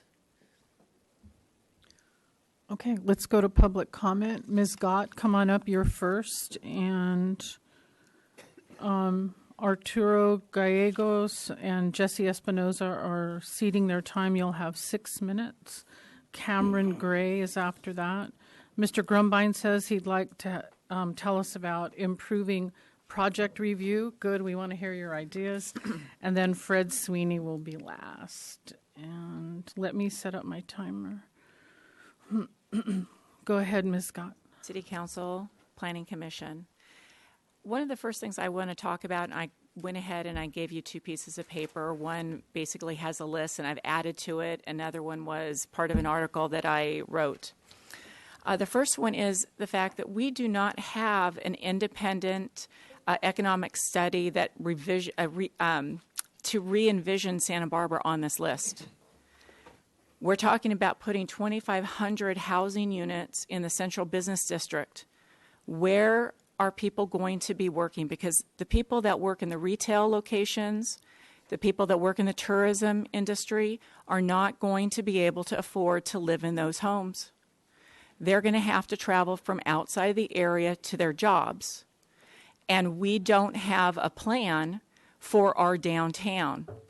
We have an old model for the city, and we are far behind other cities in redeveloping how they see themselves and how their workforce and where their workforce actually is in terms of not only working but living. We also need an independent study for parking downtown. For instance, how many parking places will be lost in the central business district if we start going ahead and having high density downtown with AUD projects and people start redeveloping the lots that they currently have? Right behind the Granada, about 20 or so parking places are going to disappear. They will have to go somewhere. The people that park in those parking places now will have to park somewhere. They will likely park on some of our streets. Other places they might park on a monthly basis is in our parking structures. How many parking spaces do we have all up and down the central business district that we might lose because of new development? We need to understand that, because that is going to increase our parking problems that we already have. I don't know if you guys are aware of this, but our hotel rooms are getting much, much bigger, and our homes are getting much, much smaller. The average square footage of a hotel room is 330 square feet. Millennials, Marriott is building for 200 square feet. We have projects in the pipeline for hotels that are 450 square feet, and they look like they've got small kitchenettes or full-size kitchens. Others are 600 square feet. All of these projects look like AUD units because they all have one parking place. What are we going to do when we don't have an ordinance that says that you cannot lease out your entire hotel on a yearly basis to students or other people? Because they can do that right now. Anyone who actually wants to rent a hotel room for over 30 days does not pay sales tax. I mean, not sales tax. They don't pay the TOT tax. We have projects that are right near Santa Barbara City College and others on the other side of town that are going through planning, going through the ABR process right now. And we don't have a limit on the size of our hotel rooms. And these, every single one of them in both of the projects that I'm talking about, have small areas for kitchens or what looks like full kitchens and one parking place for every single one bedroom with very large living rooms. 402 Anacapa was recently approved. It's a short-term vacation rental. It's a single-family home that could have easily been turned into two AUDs or an ADU and a home. Instead, it is now going to be a 3-unit short-term vacation rental, and guess what? For the advertised 11 people that can accommodate these 3 rooms, we have 2 parking places because they are benefiting from the Central Business District zone of benefit parking reduction. Should we be allowing that? We have all sorts of different ordinances here in the city that don't make sense. We have hotels down at the beach that are now charging for parking. When they do that, some people will not want to actually pay for parking, but we were permitted the hotel with the parking place. Shouldn't they be providing that parking place for free and rolling that cost up into the cost of the room? Instead, people are parking on our streets to avoid paying for parking in the hotel. That's a problem, and we've got some big hotel projects coming in. One of the things that we just talked about and was mentioned was our ABR and our HLC. Our residents lack the ability to come down and review projects. Oftentimes, plans are not even rolled out until they're on the table during the meeting. You get to see the very first vision of the plans for sure for the project during the first concept review. And you get to see the one where there is a final project review. In between times, there are continuances. We're going to continue it for 2 weeks or a month. You're at 6 minutes. Finish your thought, please. And you're not actually allowed to see the plans because you can't attend. These things are very easy to do by placing them online, and you can do it very, very quickly. Thanks Thank a you. lot. Cameron Gray. You'll be followed by Anthony Grumbine and Fred Sweeney. 2 minutes, please. Good morning, Mayor Murillo and City Council members, Chair Wiscombe, and commissioners. My name is Cameron Gray, and I am speaking on behalf of Community Environmental Council.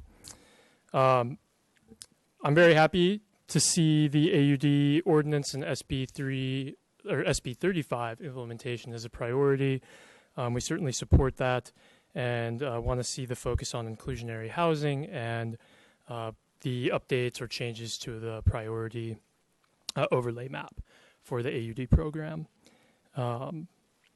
I also wanted to highlight some legal requirements that have been introduced under Senate Bill 1000, which I think may be triggered at this point or in the near future. This law requires the creation of an environmental justice element or policies, programs, and objectives related to environmental justice being added throughout the general plan. If two or more elements are either adopted or revised after January 1st, 2018. Now, from what I've heard, the coastal plan update and some other work that Public Works will be doing could trigger that requirement. And so what the EJ element or environmental justice, EJ is environmental justice.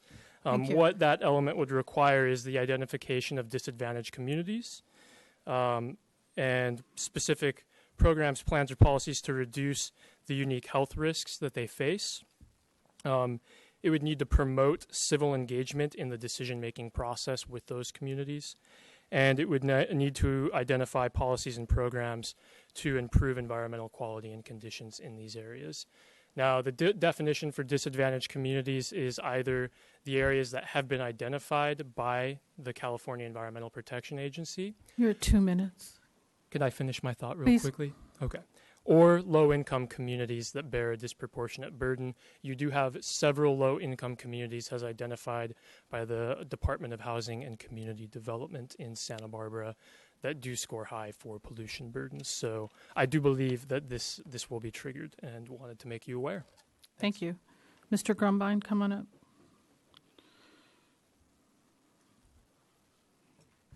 Madam Mayor, council members, perhaps. I'll just hand this around if you go to circle them. There's just two different things just for visuals. So and I'm not saying these things on behalf of HLC. I have pitched this idea to HLC, so they are aware of it. And but I think that this actually is a solution to a lot of the discussion that's been going on today. And you all have seen this before in terms of the 3D model. 2 years ago or so, I had the big map, and I've been sort of pushing for it since then. I think that I agree for sure with the fact that when we see a project for the 7th time, and we still can't get resolution our 8th time, there is a problem. Now, I think that there's a very simple help to that problem that will at least knock off 1 or 2 times. This is just my guess. But I think that if on the first time we see that project, if there is a 3D model that we can turn around and look at and actually help to analyze the mass, bulk, and scale, which is always the killer, and we can ask, how high is that building, and how high is that building, and how high is your building in comparison, and start to understand the couple blocks around it, then I think that very early on, we will either get through or not get through the big hurdle that the applicant is inevitably, it's either going to end up getting appealed or not appealed. And if we can solve that problem early, then we can move on and start refining the architecture and the sort of the arches and the entasis and all the little details. So I've pitched this idea to my fellow HLC members, and now I want to pitch it to you. I think the first review should include, you can go old school and build a 3D model by hand. I did it when I was in school for architecture. Or you can do it, which already exists, and the AIA already used it for the State Street Design Charrette, which is a LiDAR and photo scan of the city. The company is Ogio. Okay. So anyways, I think we should go with the 3D way as a way of going forward. And it could cost the applicant less than a survey. So. Very good. All right. Thanks for that idea. Fred Sweeney is the final speaker. Madam Mayor, pardon my use of star glasses. I forgot my other ones. I was here today and I know I only have 2 minutes, so I'm going to try to make this very quick. One is I believe that we need to have on staff a design architect as a part of the planning staff, not the building department, the planning staff, because we're going to need to deal with ministerial review of the ADUs. We are finding that built projects out in the field are not being built to the approved plans from the single-family design board. So we've had discussion with a chief building official and with the head of planning development. We want to have further conversation on that. So I would really urge that possibility for you have a historian for the HLC. I think you need to have a design architect for not only the single-family design board, but for the other review boards, for not only the ADUs, but many other things that are happening. We do need that expertise. Secondly, I think that I would entertain a committee made up of the chairs of each of the 3 review boards to sit down with staff to work out this issue of efficiency. I've been on this board for 7 years now. One of the initial problems, I was never notified that I was appointed. I found out by a phone call on vacation. The 2 recent appointees were late, didn't attend their first meeting because they weren't told they were appointed and didn't have time to go take the oath. So they missed the first 2 meetings. So there's some breakdown here. I really appreciate Ms. Unzueta's announcement this morning that there will be training for SFDB. I hadn't heard that till now. I've been on the board, as I said, 7 years. We've never had that training.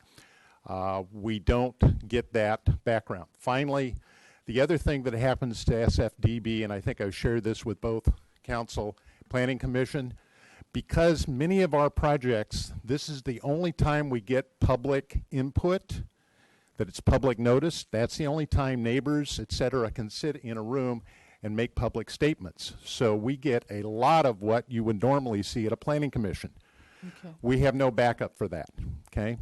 So we have no staff support other than the single staff person that's helping us. So that's a real roadblock to efficiency.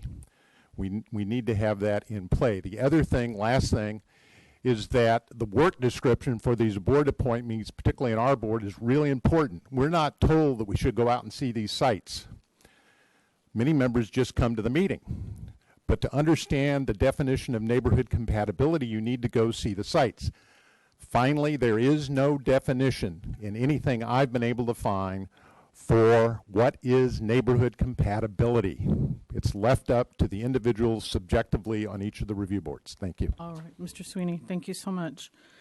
I wanted to note for the record, Allied Neighborhood Association had sent us a letter encouraging us to expedite the historic District's ordinance, and then some other emails about making project designs available online.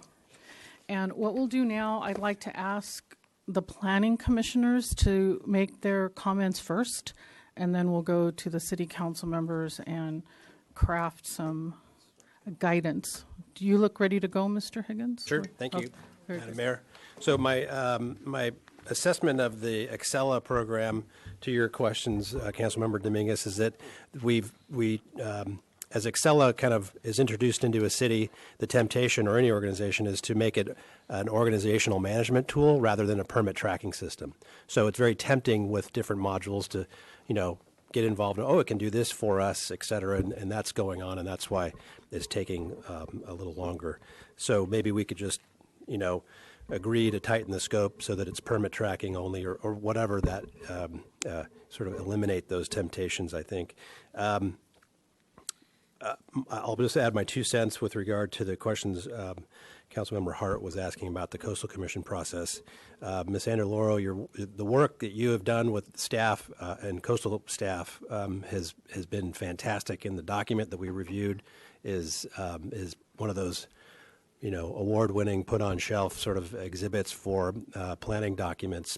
And it's unfortunate that it's being slowed down, or coastal staff is loading more objectives into it at this point. But given the success rate that cities are having across the state and getting these adopted by Coastal Commission staff, notice I didn't say Coastal Commission because it's been the staff issue.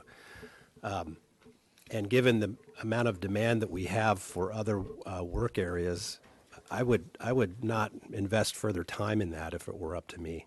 I think it's without some level of certainty when we get there that what we're working on is going to stick. We have a better opportunity here locally to work on things that we can influence.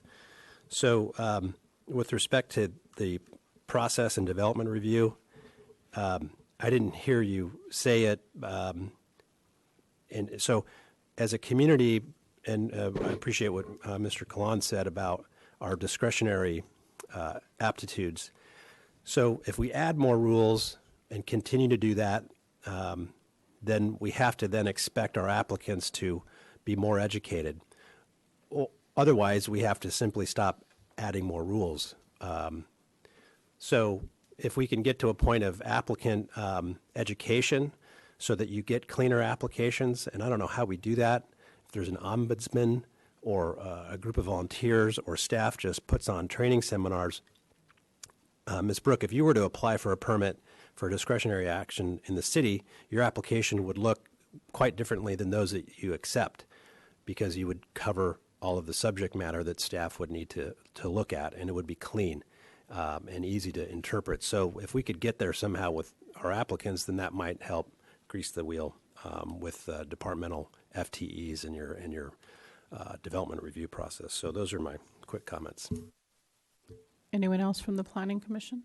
Mr. Jordan, go ahead.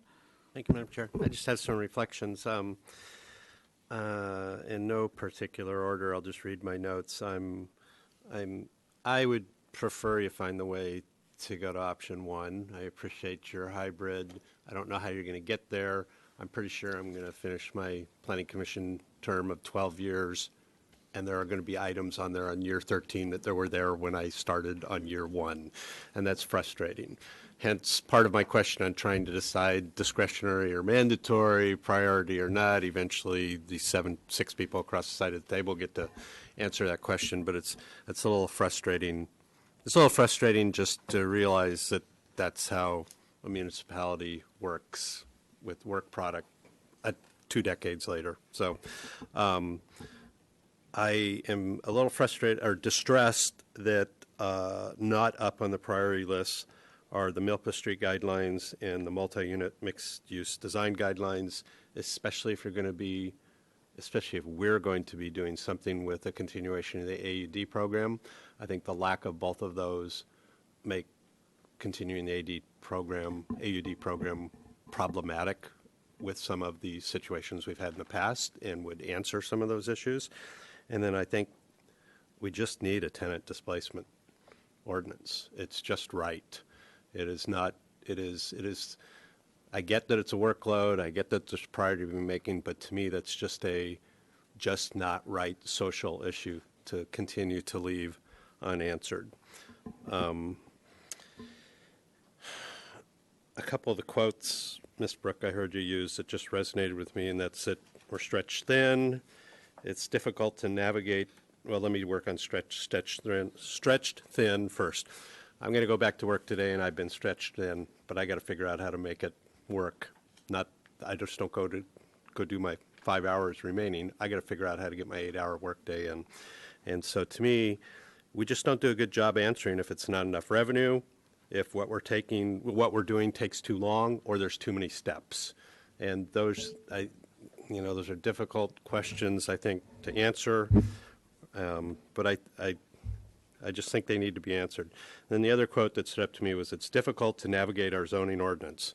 That's either a problem or a benefit, as Mr. Colon alluded to in answering why I mess up every Thursday and slow down projects.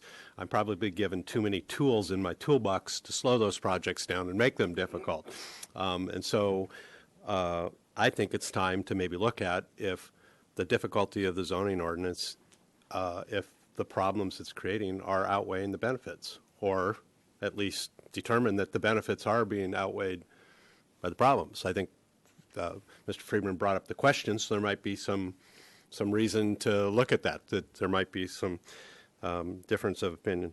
And then finally, I'm that guy in the center of the table too, as Danny Cato will know. I, once a week, with my other hat downtown Santa Barbara, will drive up State Street on my way to work and try and juggle my camera in the car while I'm taking a picture of a banner in the HLC and sending it to Danny and saying, and I think it's frustrating when we put through, going back to your pie chart, it's frustrating when we put people through a mandatory project of plan check, design review, and end up with a thing, and then we can't follow up on the end when they're not doing what they went through, whether that's what you see there, whether that's a use that's on the ground that was approved, whether it's some deviation, and it doesn't send a good message to the other people who have to go through that mandatory project or have gone through the mandatory project. And rules were made, obviously, for people who follow the rules. And we need to find a better way to make sure that we get everybody to follow the rules, not just the ones who agree to. Thank you, Madam Mayor. Thanks. Ms. Brooke, will you put up slide 13? Mr. Jordan, you were picking items off of the non-bolded side, and I want people to realize that if we're going to put emphasis on that, we'll have to take something off the other side. So, or find a way to include or hire more people. And that's why you're on that side of the table. Okay, yes. I just wanted to point it out that staff has prioritized these for us. So, in fairness to me, defense to me, some of the ones on my list are ones that I deal with every Thursday, while some of the ones that are up there in the bold list are kind of these esoteric planning type things that happen in the background. So some of them affect me more every Thursday than not. Sure. Okay. The climate change affects us all. No. The work with the climate change isn't really in my function, but I'm affected every time I see a large AUD project on Milpas Street by the lack of design guidelines on Milpas Street. Understood. Okay. Were you next, Ms. Wiscombe? Okay.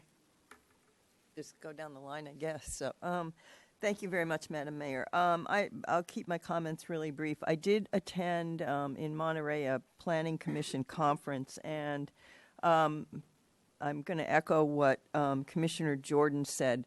Last year, there were 15 housing bills that were signed by Governor Brown. So far this year, there have been 300 introduced. And I think that it is extremely important that we develop these design guidelines and that they be form-based. I think it's going to be a great defensive tool for us as we get more mandated legislation from Sacramento. And I think there's a potential to include Milpas in these, and specifically the Milpas corridor. So, and I appreciated Mr. Sweeney's comment about an architect edition, and I wonder if I support the hybrid recommendation from staff, and I wonder if one of those staff members could be an architect. I think it would go a long way to really help the professionalism in relation to the design boards and into some of the work being done. It could actually economize some of the work being done by having a professional architect on staff. And I think, and I totally support moving forward with the LCP. I think this has been a 4-year effort. We have grants from the Coastal Commission on the 2 remaining pieces. Council's going to see the draft coming up in a couple weeks, and I think it's going to also go a long way towards my question that Ms. Brooke answered about the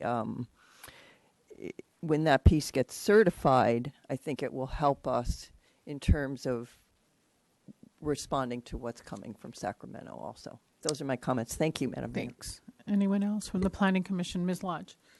Thank you, Madam Mayor. I concur with the comments that Commissioner Wiscombe just made about the coastal land use plan and the remaining parts to be done. They are funded by the Coastal Commission, and it seems foolish not to complete that. In the future work program, they're the 2 AUD. I should find the page that has them on. There's phase 1 and phase 2. Here we are. And I would like to urge that the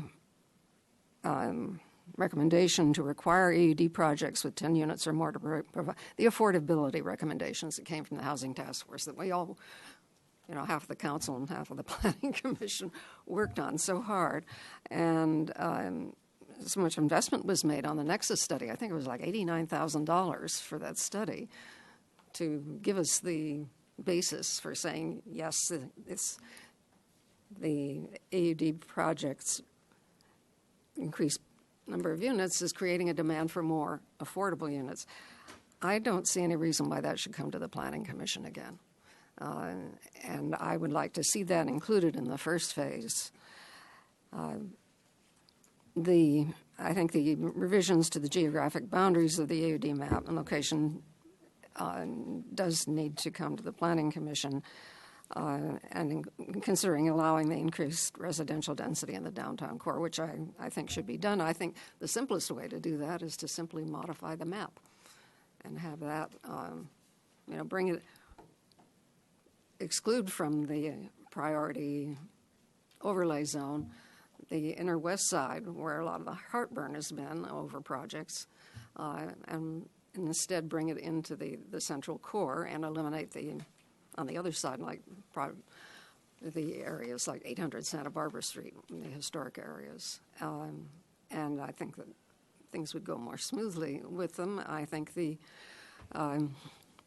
I'd suggested during the general plan update process that a bonus density be granted to any developer that takes C2 or RO office space and develops it entirely as residential, that they be given a bonus density, because we need more housing, we don't need more jobs. That would take some of the job potential, creating potential away, and provide the housing. So this needs to be looked at. Does the Accessory program in any way, are the filings going to be electronic there so that it could include it would include the plans so that the public would have access to them? Is that? Planning Commissioner Lodge, yes, we anticipate that we will be accepting applications and plans electronically at some point once Accessory is implemented. It'd be a matter of choice as to whether or not we make those available for the public to view And we would need to work through some probably legal logistics and other decisions down the road of whether that's something that we could manage and want to do. It'd be a matter of a want, not an ability to or not. Okay, well, I was thinking of the comments about having them available. And the other thing is that for all the design review boards, they see these projects when, as someone mentioned, they're unrolled before them.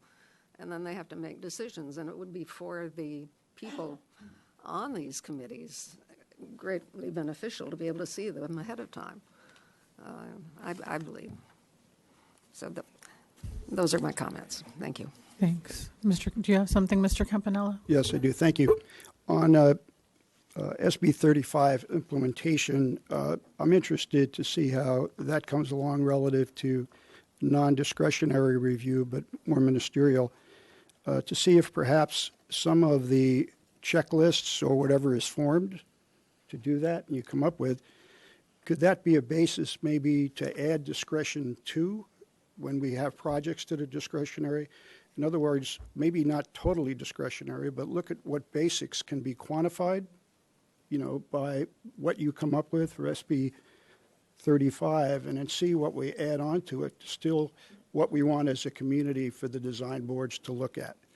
It's just a fresh look at another way to look fresh. It's almost like zero-based budgeting. Start with the basics, see what should be added onto as a community, rather maybe than just looking at total discretion as a suggestion. Density bonus ordinance amendment, I think it sounds like there's not that much work to do on it. Is there to get it in compliance?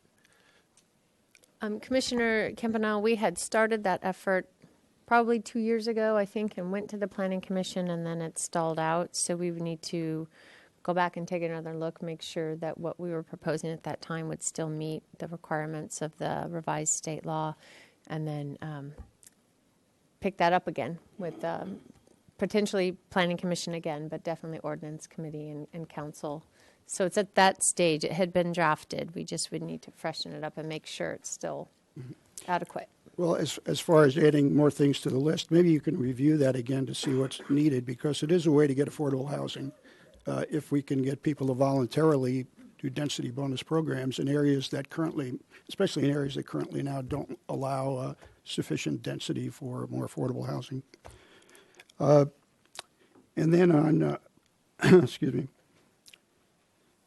on the AUD Phase 1, I agree with. That's been pretty cut and dry. There's been no real discussions further on that.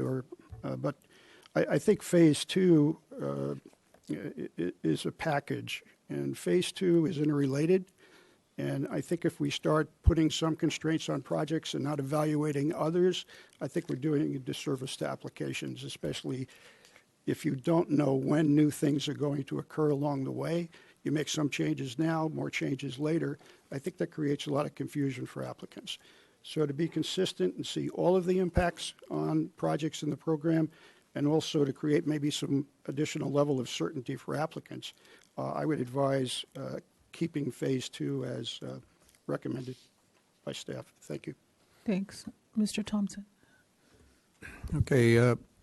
I do have some thoughts on these topics, but mostly at the strategic level, which probably wouldn't be germane at the current discussion. But I would point out one thing based upon several decades of working to improve processes in the private sector is we seem to be always presented with an either-or choice here. Either we drop programs, defer programs, or we hire more people and get a bigger budget. I would suggest that the solution is in improving the efficiency of the processes. And I wonder if the city, through the use of meetings like League of California Cities or other organizations, looks to best practices where other communities in California seem to be able to handle these mandates that come down from the Sacramento crowd periodically, getting more frequent. They seem to be able to handle them more efficiently and get through the process more efficiently. And I would suggest that maybe we ought to look at improving the efficiency of our processes rather than just throwing more people or more money at it.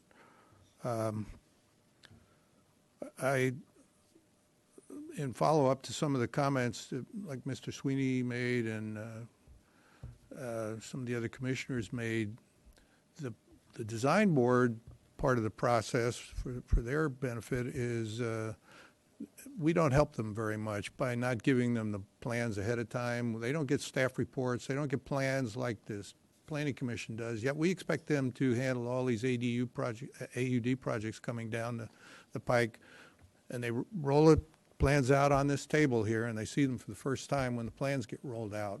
So this idea of having the plans electronically may be a real help for the people that are given this responsibility on the design boards.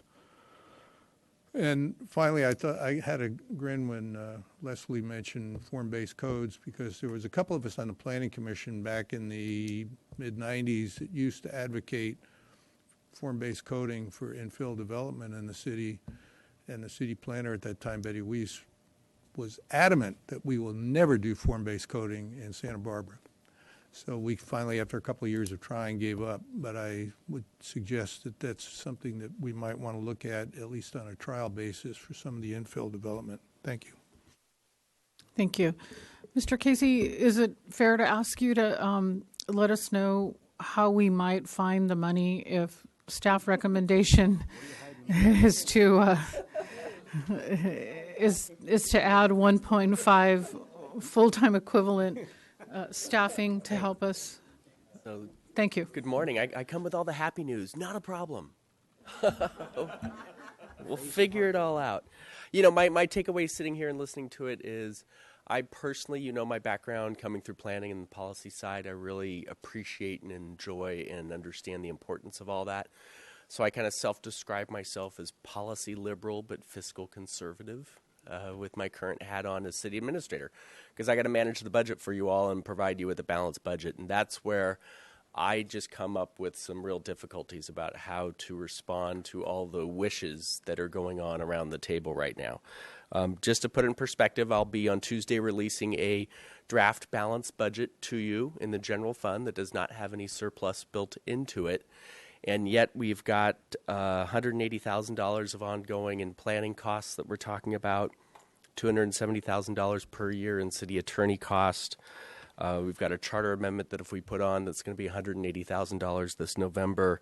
You're getting pressured to add a bilingual fire education outreach position in the fire department for another $100,000. Visit Santa Barbara has $150,000. We need to do an energy master plan for $200,000, and you've got labor agreements that if you exceed what we have in the budget, we'll add dollars on top of that as well. So you can see why I'm fiscally grumpy these days, because I'm having a hard time kind of getting us out of that box to meet all your needs on a policy level that I really appreciate and do think is important and would like to help with. So that's just kind of my mindset of when I enter into this discussion. And so I'm sorry I don't have better news. I do think I worked with Ms. Brooke and Mr. Buell in developing the staff recommendation that you should look at as part of the budget process, the staff recommendation that's on the table. We will try to be creative and see if there's a way to fund the planning staff potentially out of affordable housing money. We've got a pool of funds. There's a lot of housing policy that's in there. It's affordable housing. I think there's a nexus, and so that might be a creative way to kind of crack that nut. The attorney level stuff probably just have to balance within the general fund. And I really, with your direction, we can bring that recommendation back and you can balance that with all the other competing priorities. That's why you have a budget process, is that you don't look at things in a vacuum, but prioritize. But I do, unfortunately, need to turn back to council and say this is, you know, what you've been hired to do is kind of make these priority-setting decisions. And so we're looking for your direction in that. But they're not easy right now. So happy to answer any questions. Questions for Mr. Casey? Okay, thank you. And Mr. Buell's not here today, and I know he'll watch this eagerly, so he gets to hear all of our comments. Thanks. So who would like to go first among the city council members? Mr. Rouse and then Mr. Dominguez. Thank you, Madam Mayor. Some just quick blanket comments. I was very happy to hear about Ms. Unzueta's plans to meet with those ABR, HLC, and SFDB about definitions, mission scope. I know that we had a couple of short-term rental projects that came before us based on HLC and ABR decisions, and I really, for the life of me, couldn't understand how we got them involved in land use as opposed to design and discretionary review. So I'm hoping that helps clean it up and as to Mr. Sweeney's point, helps clarify for the members themselves exactly what they are supposed to do and what they're expected to do. I hope that my colleagues on council will be mindful of the work load and staff when we come down with other extra requests for things to do in projects. I know it's tempting. We're certainly getting dumped on by Sacramento, who, what was it, 300 some odd bills that are pending right now, along with the other ones we got. Things like AUD that have every time we have a meeting, it seems like, why are we bothering having this meeting? Because next week we're going to get a new mandate coming down. So the workload is coming on our communities from elsewhere. And unfortunately, from Sacramento, it's kind of a cookie-cutter, one-size-fits-all. And we like to think of Santa Barbara as being just a little more special than that. So it's hard. And lastly, for staff, as we go forward with the priorities and what we think about doing with building, I think Mr. Higgins brought up a good point about even like an ombudsman or something, some way for customers to have their expectations managed or somehow inform them to the extreme that we can. I'd like to prioritize the customer experience, and what I mean by that are the people that walk through the door, and I think the more that they're qualified and informed as going into the process, it's going to be easier and more efficient for staff to be able to turn this around with a lot less controversy and a lot less heartburn. So I'm hoping that remains a priority over and above other things that are more esoteric in the background that certainly need to be done at some point in time. But I think what we do for the people that live here, try to develop here, and try to do things to improve our town, we have to partner with them as to the extent, I know that we do already, but to the best extent that we can as a priority. Thank you. And do you support the staff recommendation or one of the options, Mr. Ross? I think there's kind of a hybrid. I mean, I'm I would normally fall on option 3, but I think there's a hybrid, and I think staff is very mindful of their capabilities and their capacities to perform. So I like to get out of the business of dictating to them too much further and let them do their business to the best they can. As Mr. Casey said, there's not some pot of gold out there that we're going to find the extra $500,000 to do everything that we want to do. So hopefully there's efficiencies. Hopefully the Accessory program comes along. And I'm hoping the customer experience and the efficiencies on that level will help generate more revenue through the door and help us out with that. Thanks. I Mr. really Dominguez. like what Mr. Rouse said about the customer experience and basing it around that. I really like the format that staff brought to us today. Ms. Brooke giving us options, several options was great. I think we're in a little bit of a crisis, a community development crisis. I think this department is in a bit of distress, so I think we need to come up with some bold, innovative solutions. We've heard from at least one board chair that there are some difficulties that need to be addressed, and we've just fallen behind in training, in technology. We've created a huge deficit, and now Sacramento's really dumping on us. So this is just a confluence of problems. I've heard distress from HLC and ABR. I've heard distress in the enforcement aspect of the city, and you can see it around town. We saw with the State Street study that there are dozens of buildings that don't meet the standards, and we need to figure out a way to help them. We've fallen behind cities as big as LA and as small as San Luis Obispo in terms of being innovative. Those cities are creating great new dynamic areas, and we're not really keeping pace. We need to find this entrepreneurial spirit, and I really like what Addison said about thinking outside the box. Don't pick two options, just increasing the budget or stopping a program. There are other ways to do it. We might be able to crowdsource some of our ordinance amendments, like the ADU or the AUDs, and they shouldn't take several months, or in the case of the ADU, we're at 14 months. We could put the code online in a Google Doc and invite the public, law firms, planners, residents who are interested to annotate the code. They can start by identifying where the code would need to be changed to meet our goals. And they can also annotate the code. If you're looking at this section, what other sections would apply? So our residents could actually read and understand the code.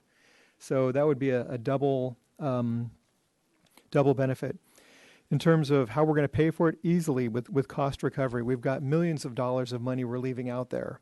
And we only need to raise in the order of magnitude of hundreds of thousands. So if we recover the costs, the other benefit, again, this is a double win, is you're gonna have residents stop paying for their neighbor's construction.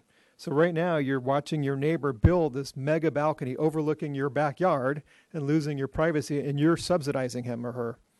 So you'd end that practice. And that's part of the problem, is what we've seen is this huge increase in building. A lot of it is monetization of Santa Barbara. Santa Barbara used to be a much more pleasant place to live. It's still super pleasant to live here, don't get me wrong, but we've seen a ton of monetization. First, it was short-term rentals. It's college students. So you're going to have a single-family house next to you that you moved into because you wanted a nice, quiet, livable residence. They're going to build a second unit. They're going to rent it out to a bunch of students, and you have no recourse if we don't get this ADU law fixed. So there's entrepreneurial spirit we can apply to actually bring in the housing we do need, because as you've heard me say a million times, we're not getting any workforce housing. We're actually losing workforce housing units.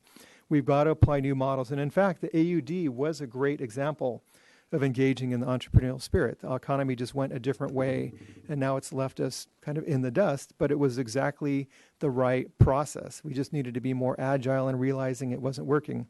I agree we need a staff design architect to do some of the heavy lifting when it comes to, is a balcony overlooking someone's backyard or not. We need to have designs online in advance of meetings so both staff and boards and committees and thirdly, the public can see what's going on in their neighborhood. I'd love to see an architect laureate, someone who's a retired professional who can point out what's doing really well in Santa Barbara so we can double down, and then also look at what other communities are doing that they can advertise to us so we have some great ideas to add into the system. Again, I think we can pay for it with cost recovery. Cameron Gray talked about environmental justice, and the Cal EPA has a great site that shows you where the poorest census tracts are in Santa Barbara and what the impacts are to those. And I think our boards, I think the idea of having a meeting of some of the board chairs or different members of boards and committees to talk about how we can refine the experience in Santa Barbara is a great idea. So those are my thoughts. And are you supportive of the hybrid recommendation from staff? Yeah, I think we can use the cost recovery to pay for it, but I also think that we should look at outsourcing some of the projects that are capable of being outsourced as a way to mitigate some of the consequences of hiring a lot of staff and having to find office space. I like the idea of cost recovery too, and I'm not sure what that would take in the finance department or planning. Okay. Mr. Friedman, ready? Ready. So not too long ago, LA County Supervisor Sheila Kuhl was up here and gave a speech, and what she talked about was she's always asked over years and when she was in the assembly of what are your priorities in office, and her truthful answer was all of them, because once you start hand-picking some priorities, you have to take from the others, so it's a zero-sum game was her point. And that gets to Mr. Jordan's point is we want to do all these, but I'm really appreciative of Mr. Casey coming up today and explaining the fiscal situation that we're on the council have to address in issues outside of planning. And that's just the next couple of years, because all we know, we could go into recession and it could throw everything out of whack. So we have to really look at fiscal issues. And I think that's the one where it's the exception, is fiscal is the priority.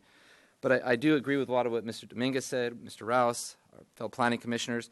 But I'd like to also acknowledge what Mr. Colon had said, is that some of these projects could, if we don't do them, we could have higher exposure. And I look at projects also that have been in the process, like the LCP, for 4 years, and we're at the end of them. And I would hate for us to put something like that on hold. Sacramento comes down, puts new standards in, and then all the work that we've done, because we didn't pass it, we have to go back, and we're basically going backwards, where if we would have passed it earlier, we would have that document. And it also works for a lot of the planning issues and clarity. So I'm going to be supportive of the hybrid approach that staff's taking. I like the idea of looking at other pots, like Mr. Casey mentioned. I also want to look specifically at the tenant displacement ordinance. We mentioned that it could come out of other pots as well. in addition to the others, as Councilmember Dominguez looked at, if there are ways to get some of those other ones done outside the path. And then I also appreciate Mr. Sweeney's comments in particular about the training and the commissions and the boards. And we need to look at that because that's a key component of it and what their scopes and missions are, what training the commissioners have, and how we as a council can look at that in the future. So I'm looking forward to seeing where this comes back and where we can try to find funding for the staff recommendation. And I'll just keep it brief. Ms. Snedden. Thank you. I'm just going to kind of go down the line and reinforce some of what I agree with on each of your recommendations. With Mr. Higgins, I really like the idea of training sessions ahead of time.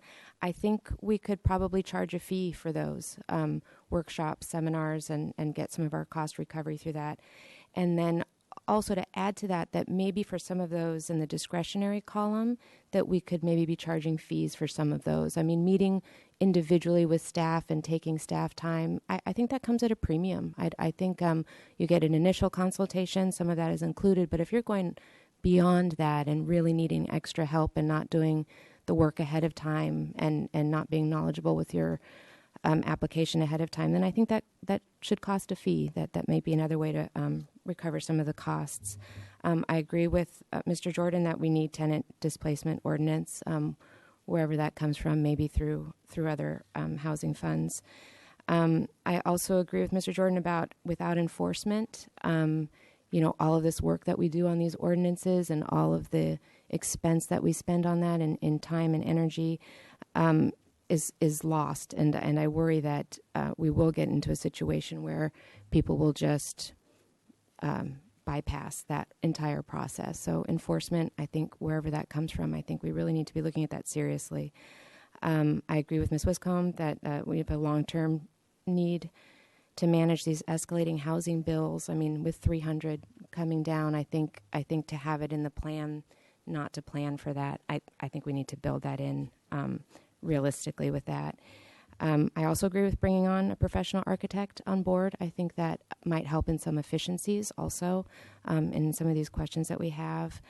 I agree with completing the coastal land use plan. It is funded and it's an important plan, and I think that should be followed through with. I agree that the AUD boundary map needs to come to the Planning Commission, definitely to eliminate the historic area. That's my belief on that. And if there are ways to bring in the bonus density now without putting that off on the deferred list, I think that would be beneficial. I think a lot of efficiencies could be gained from giving the committees, the design board, their materials ahead of time that they need. If there are issues with those being available to the public, I can see there may be legal issues with that, but I think certainly the boards themselves or the committees, any materials they can get ahead of time in plans, staff reports. I also agree with Mr. Campanella with any of the discretionary items that could be quantified ahead of time, or prioritizing looking first at bulk and scale and then getting into the smaller details later, and form-based coding where it's appropriate. I realize we don't want to go totally to the other end of the spectrum where we're, everything's form-based, but I think certainly some of these things that come up over and over and are quantifiable could add to efficiency. Let's see, and I do also support the representatives from each of the boards and committees, 3 from each, getting together and really maybe coming up with a missions, visions, values of what it is that's essential among those boards to really accomplish, so that we're not working at cross purposes with each other. So I would support the staff recommendation. I think we really need to look at how we can be recovering some of those fees and then see how that goes, and then look at applying some of those recovered fees to maybe expanding. I would love to choose option 1. I think we're in deep need for it. Just fiscally, I think at this point, the staff recommendation, but I would really like to emphasize we need to be recovering more fees. Very good. Thank you. Mr. Hart. Well, the single thing that I'm struck by in hearing folks from the community and the discussion with the planning commissioners is that we have a problem of perfection being the enemy of good. And the reality is we cannot do what folks are thinking about doing and wanting to do. And I'll be very interested to see what my council colleagues want to say no to, because I hear them saying yes to things that are far beyond our ability to provide. And it'd be great if we could do those things, but we can't. And there's a trade-off and there's choices, and we will have to do that through the budget process. So I'm also struck that when we get to a situation like this and there are wishes that we are not paying attention to the fundamentals, that's a great example of a broken system. And so if we're not doing enforcement of the sign ordinance and we have a million rules and we want to add more rules, that at its most fundamental level is completely broken. And we need to start at the fundamentals and make sure that when people commit to doing something, they do it, and we have a mechanism to make sure they do it. There's a lot of talk about how State Street looks, and if we don't enforce the sign ordinance, there's not much purpose, I think, in having a conversation about how we should make State Street look better. So that's how basic I see this conversation today. And I think that there's going to be some really hard decisions in the budget process coming forward. Thank you. I support the staff recommendation, and it was good news, Mr. Casey, if there's some ability to find some affordable housing funding there. The two things that are hanging out here for me are that we don't want AUD units to be turned into short-term rentals, and we want to take away the ability for a mobile home park to turn into an AUD project. So we made those decisions, but they're not incorporated yet into the ordinance. And so now I'm guilty of saying I want something bumped to the head of the list, but vacation rentals, we really need to address them. They take away so much from our city. So those would be my two on my wish list when this goes to the Planning Commission. And your point is well taken, Commissioner Lodge, about what we covered in the Housing Task Force meetings. There were commissioners who weren't there, so maybe those could be done in abbreviated form. And that's all I have to say. So did you have any other questions for us, Ms. Brooke? You seem to have direction, I think. Thank you, Mayor Murillo.